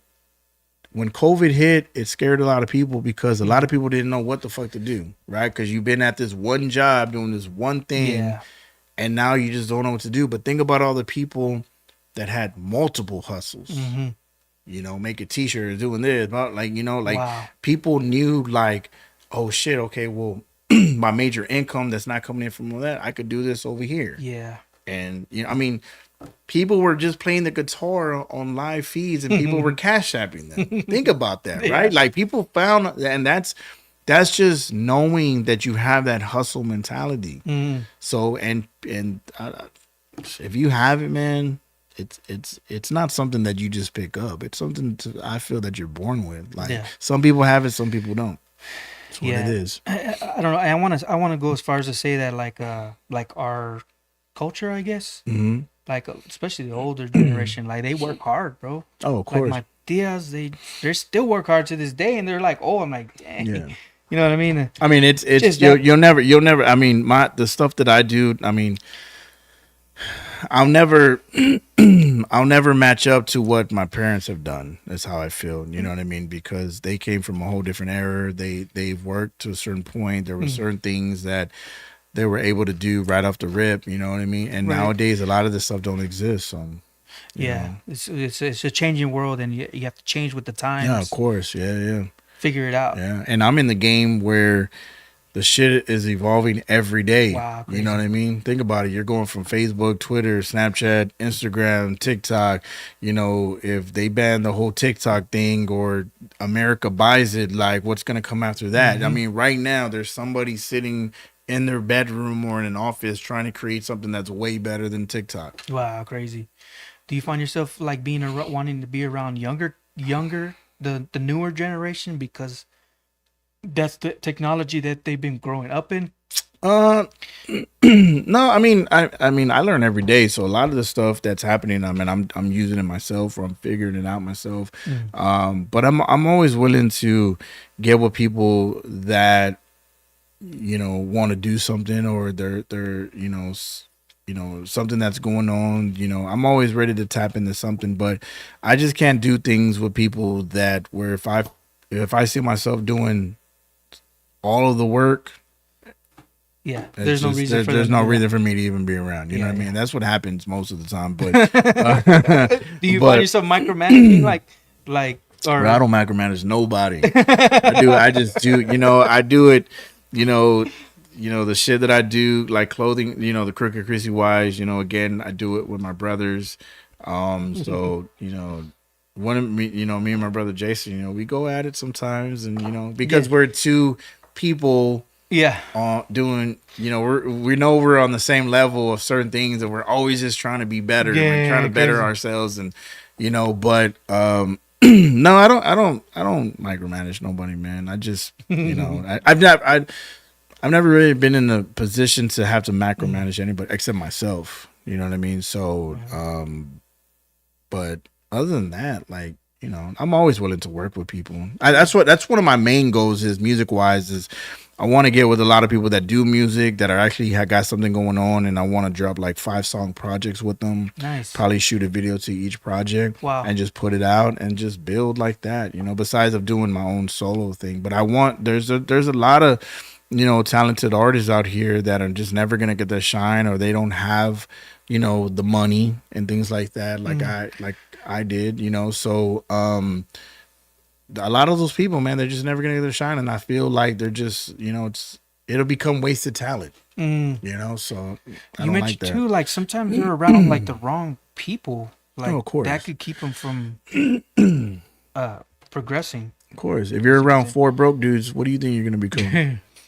Be broke also.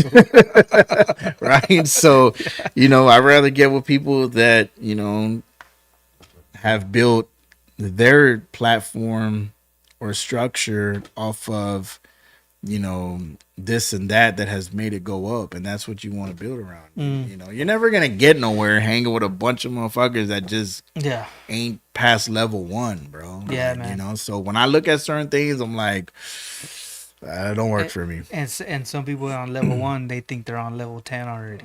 Yeah, well, it comes to reality when they look at level over here, and they're just like, yeah, that ain't for me. Oh, reality check. Yeah, but I mean, you can get there. I'm not here talking shit. I'm just saying, like, but get there the right way. Because trying to kiss ass and trying to, you know, skip the line and all this stuff. Because I've always believed this is that you can go from 1 to 100, right? Like you can go around everybody. But what happens when you get to the 100 spot and you're not equipped to stay there because you've missed every little thing you're supposed to pick up along the way, right? Think about it like that. Wow, crazy, man. Yeah, it's amazing. It's like you need that. You need all those other steps to get to that. Yeah, crazy. Bro. Legend of Zelda. Legend of Zelda, like, bro. You gotta... Just saying, you know. Yeah, dude, for real. Mario can't fly in the air. Mario can't fly in the air without that leaf. Bro. You know what I mean? Like, just saying. I'm just saying. Crazy, bro. You know, Tomb Raider can't shoot that bear without the 2 guns real, on the man. side. So. Do you still game today? Yeah, I'm Xbox. Oh, okay. Yeah. I've had I mean, what do I got at home? I think I still somewhere. It wasn't mine. It was my brother's. But I know the Atari. I still have the original NES. Seriously? Yeah, I have Super Nintendo. The Sega Saturn, Sega Dreamcast, Wow. the first Xbox, Xbox 360, the latest Xbox, and yeah, I've never owned a PlayStation. Seriously? Yeah, I've never owned a PlayStation. You didn't want to like? Once I got Xbox, it was just okay. but yeah, I've never owned a PlayStation. Yeah, right on. So I got guys come through here, and there's always the debate, console or PC. Yeah, but I barely. You know what's so crazy? So younger, I used to be a heavy gamer, but my games were like, and I still play this to this day. I'm a huge Tomb Raider fan, so I play Tomb Raider a lot. I play the Hitman series a lot. I barely got on. Is it Modern Warfare? I'm not too sure. I really don't get people probably know what I'm talking about. Yeah, I barely got on that. Like that's the first person shooter, or yeah. Even though I hate those games. Really? Though. Wow. Yes, it gives me a headache because all you see is the hand. Like I hate it. Look, people are gonna fucking hate me for this. I'm sorry. I just couldn't get with fucking GoldenEye. Oh wow. Couldn't get that whole hand shit. That's all you see. I couldn't, dude. I hate that shit. You start getting nauseous, dude. It's just because it's like you go and you just see the hand, like, and I'm just like, yo, I can't fuck with those games, bro. I got to see the person. Yeah. You know, walking around and I got to see that. I can't do the first person. Yeah, I can see games. That. Like you figuring stuff out. Yeah. But that's what that, the Modern Warfare and all that stuff is, shooting other people. But, I just hate that gun, man. Like, do you get online? Like, do you play with people online? When I get a chance to, yeah. I mean, I don't have a lot of time to play. When I do, it's like 3 a.m, 2 a.m, when I can't sleep. But other than that, I love video games, man. Dude, that's what's up, man. Yeah. Yeah, so you started, man, with the video Atari, games, the movies. My brothers did, because remember, they're older, they're way older than me. But yeah, they had an Atari.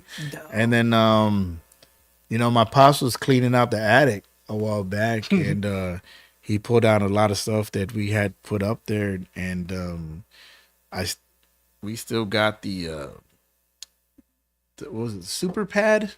The NES Super Pad. Yeah, cool. Still got that. Yeah. Damn, that's awesome, Super bro. Nintendo. Old school. Yeah. Nintendo 64 Classic remote. Never had that though. Okay. Never had a Nintendo 64. Oh, nice. Yeah. But man, I can't believe we're talking about games right now, bro. What's going on? Love that shit, man. It's just because it's I'm human like everybody else. Yeah. Oh, dude, no, for real, man. I mean, people think I'm an asshole at one point because and I've had this told to me. It's because they'll go to my Instagram and they're like, "Oh, your pictures make you look like you're all just," and I'm just like, it's just photo aesthetics, but not. I mean, I try to have a good time with everybody. And that's crazy, bro. I don't got no beef with nobody, and well, if you're busy too, and you got a goal, you got a plan, like. Well, yeah, man. I mean, it's like just that. Again, but still, it's like it's. I'm like this, man. I like to, if there's a good time, I'm all with it. Mm-hmm. And I'm not a problematic person, but if it has to get to that, whatever. But it's I just wake up, I'm just good, good to go. I'm ready for tackle the day, and some days I'm like, I don't want to tackle this shit, but I got to get up and do it. And then, my day never really stops, man, to be honest. It really doesn't. I mean, I go from one thing over here to go over here to go this, and in the midst of all that, of my workflow, I'm still having to deal with personal stuff, so it's like, it's a whole bunch of shit. And juggle everything. Yeah, man. And I'm just glad I'm not one of those people that I don't let it consume me, or I become depressed and all that different stuff. I try to not think about things like that. And, I try to keep myself meditated to where it's like, at this point, man, I look at it like I told you earlier, I can't sit, bitch, and complain about certain things. Shit is gonna happen. It's gonna happen. You gotta think. You gotta figure it out. And because you know what, it's like, what are you gonna do? Yeah, right on. So do you believe it? Oh, is there a Crooked Christie shirt he's wearing? Oh yeah, she's asking about the Crooked Christie shirt. Yeah. Show it off. Hell yeah. Yeah, like that. Is that how it is? Yeah, he's got a Crooked Christie shirt. Chachi.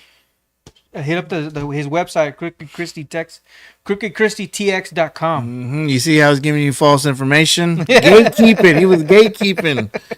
Come on, man. Where I get it, yeah. crookedchristytx.com. crookedchristytx.com, man. Don't forget to follow us on Instagram and Facebook and all that stuff. See that? See yeah, the radio voice right there? Yeah. So your tag is Crooked Christy everywhere. Or yeah, Crooked Christy TX. Crooked Christy. Yeah. No, there's just the URL. That's Crooked Christy. Okay. Yeah. You couldn't get the URL? You know what's so? Let me tell you a story. So somebody came to us. We were Day of the Dead. They came to us and they tried to say that they owned a thing called Crooked Christy. Oh, right. So I was like, all right, whatever. You know, again, I was already dealing with stupid shit like this, right? So dude had a Facebook page, all this other shit or whatever, and what was it? I don't know if he was trying to do clothing as well or something like that. And he was telling me that he owned this and he owned that, and it's like, well, how do you own something if I actually own it? If the trademark is already trademarked, it's copyrighted. It's not like how do you own something that you don't own, right? Right.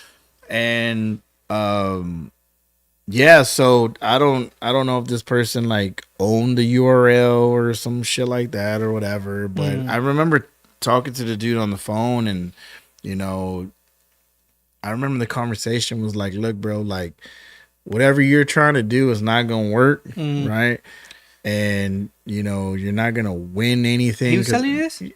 I'm telling him that. Oh, I'm telling him that. Like whatever you're thinking, you think you could do, it's not gonna happen, right? Like we own this shit, right? But I did tell him, I was like, look, man, you know, I think he said he bought the URL or some shit like that, and I was just like, well, okay, well, you know, I'll give you what it's worth.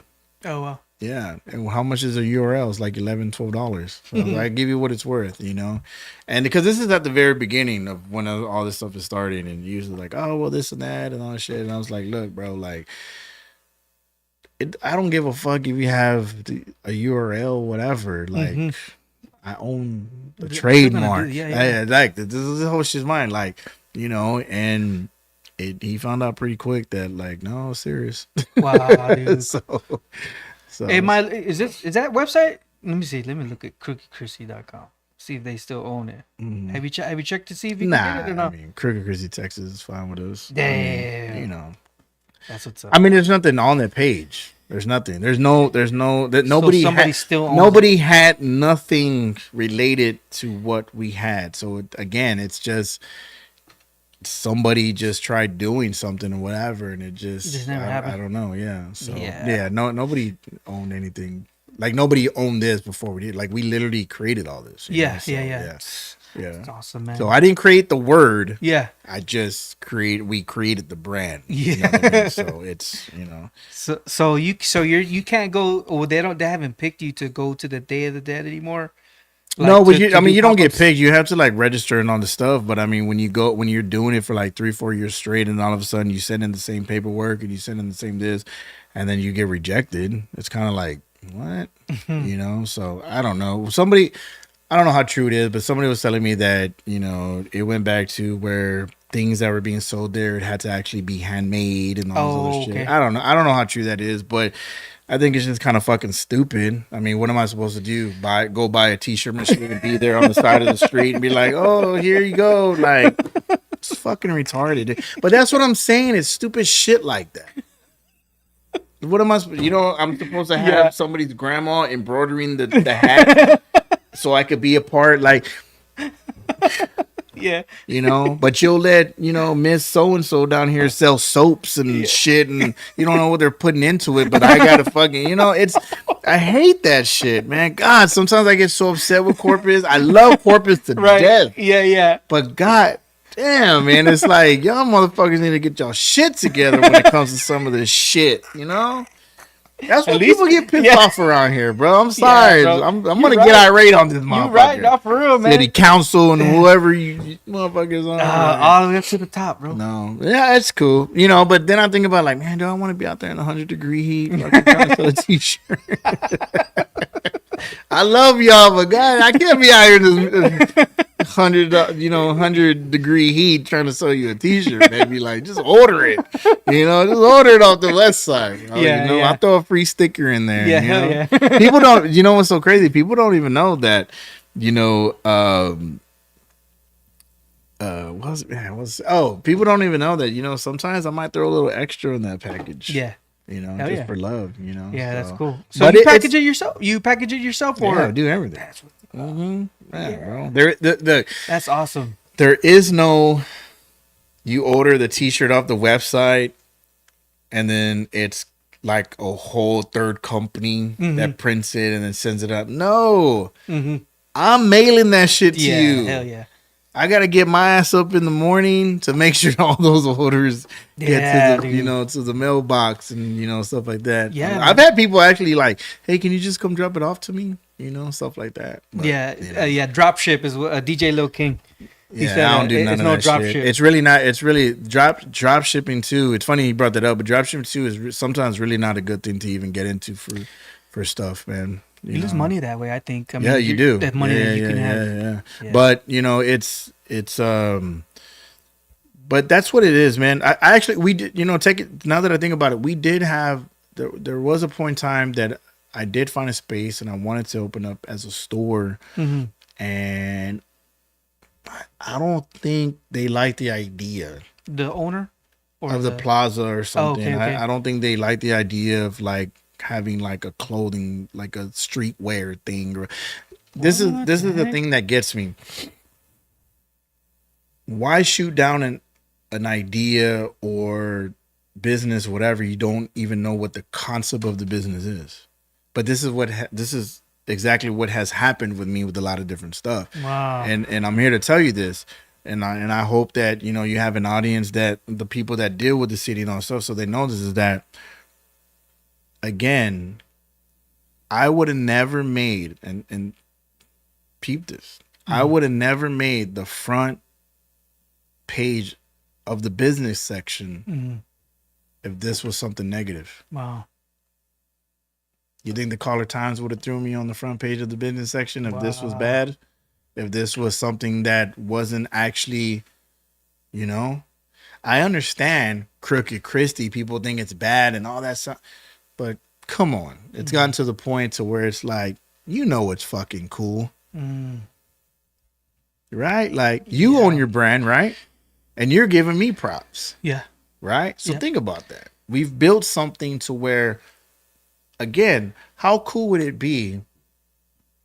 Crooked Christie Hooks Jersey night, dude, doing a partnership with them, and it's like, dude, them the first person, one of the first people to buy something from us at the Day of the Dead. This is when we were barely setting our tent up and stuff like that, right? Because it was like 4 or 5 in the afternoon or some shit like that.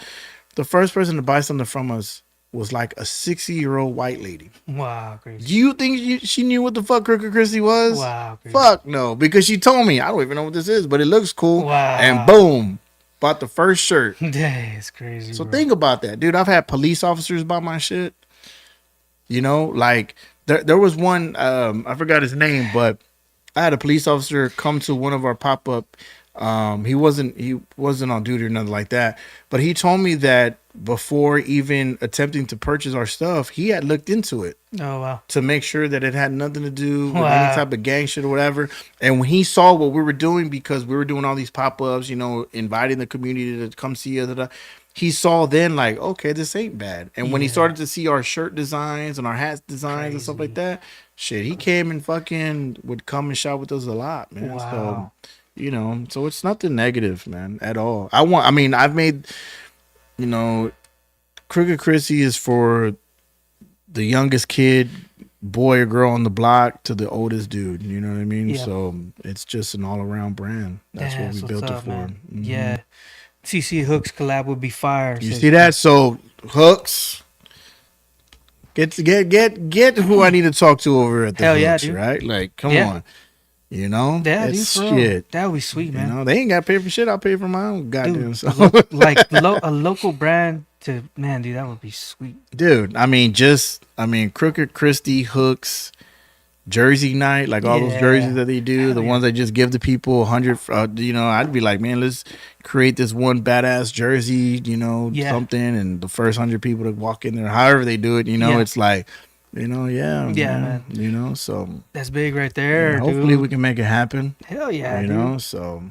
Man, that would be awesome. But I would love to do it with all of them. I would love to do it, maybe with the Islanders. The Ice Rays. I would love to drop a Corpus Christi Ice Rays jersey. Oh yeah. You know what I mean? Have it one night or something. What else are we getting? Are we getting something else? I'm not sure, man. It's like a arena football thing or something. I don't know if that started. Yeah, I guess. I think whatever all that shit is, I want to do it all, man. But it's just because, I don't know who's in charge of certain things like that. Mm-hmm. And if I go to certain people that I think I know who maybe, they might not give me that information because they don't want to see me shine out here. You know what I mean? So it's kind of like I just got to flood through the little pipeline myself and just go straight to the source. But I mean, if enough people, tag us in the comments and say, hey, y'all need to do a collab with such and such, that's where you start to wake people up, man. And that's what I want people to know. Like, that's how shit happens. The amount of people that want to see something happen need to go and they need to comment like, man, y'all need to do a collab with this or do a collab with that. You know what I mean? So that way it actually happens, because a lot of times things don't happen just solely off one person. Because I can go in there and sell myself and sell this and try to do all that, but it takes the community of the people that actually like to see shit like that happen speak up. Yeah. You know what I mean? So it's easier said than done. Yeah, right on. So Joe Brock is your hooks plug now. Okay, there you go. Let's get it cracking. You see that? Bro. Yeah. Shout out to that person that put you in the business section, whoever that wrote that article, dude. Oh yeah, that was Julie. Mm-hmm. Yeah. Julie put us out there, and she saw what we were doing, and she came and did a whole interview and put me on there and stuff. Yeah, dude. Yeah, that's awesome, man. That sits on my wall too, because I would have never thought that would happen. Wow, dude, seriously. So it's pretty cool, Yeah. Yeah, it's like a trophy, man, dude. Yeah, you got to do that. Yeah. It's just, I mean, again, man, it's just a cool thing to see done and be a part of, because again, I come from a place that my life could have went 100 different ways. You know what I mean? I could have got trapped up in the system and done this and done that, and you know what I mean? And I'm just glad that I've gotten this far doing things, with my brothers and, other people that I do business with other stuff. But, I mean, to make things like the local paper and, be on this and be on that. And I mean, even being on something like this, you know what I mean? Because you got to look at it like whether people look at your podcast big or small, even like, King's Riding High, whatever, it's still an honor for me because, you're inviting, you know what I mean? I'm not here knocking on the door like, hey, can I get on your thing? You know what I mean? So it's when somebody invites you on, you got to take that as an honor. You know what I mean? Because you don't have to be there. Yeah. You know what I mean? Those people, anybody doesn't have to invite you or do that or whatever. And that's why I try to keep, a good relationship with folks, because just like me, if I know somebody does something and someone says, hey man, does somebody know, that does this or do that? Like, man, I go quickly tag them. You know what I mean? Because those people always done right by me. You know what I mean? They've been respectful to me. They always show me love. I'm going to show love back. And it's the same thing, like, and she's always got to do things like that, even, King, he's hollered at me about doing like a Riding High, Corpus Christi, collabo and things like that. And I've had a lot of people ask me about different collabs and stuff like that. But it just always comes down to the business wise of it. Does it make sense? Are we gonna, make,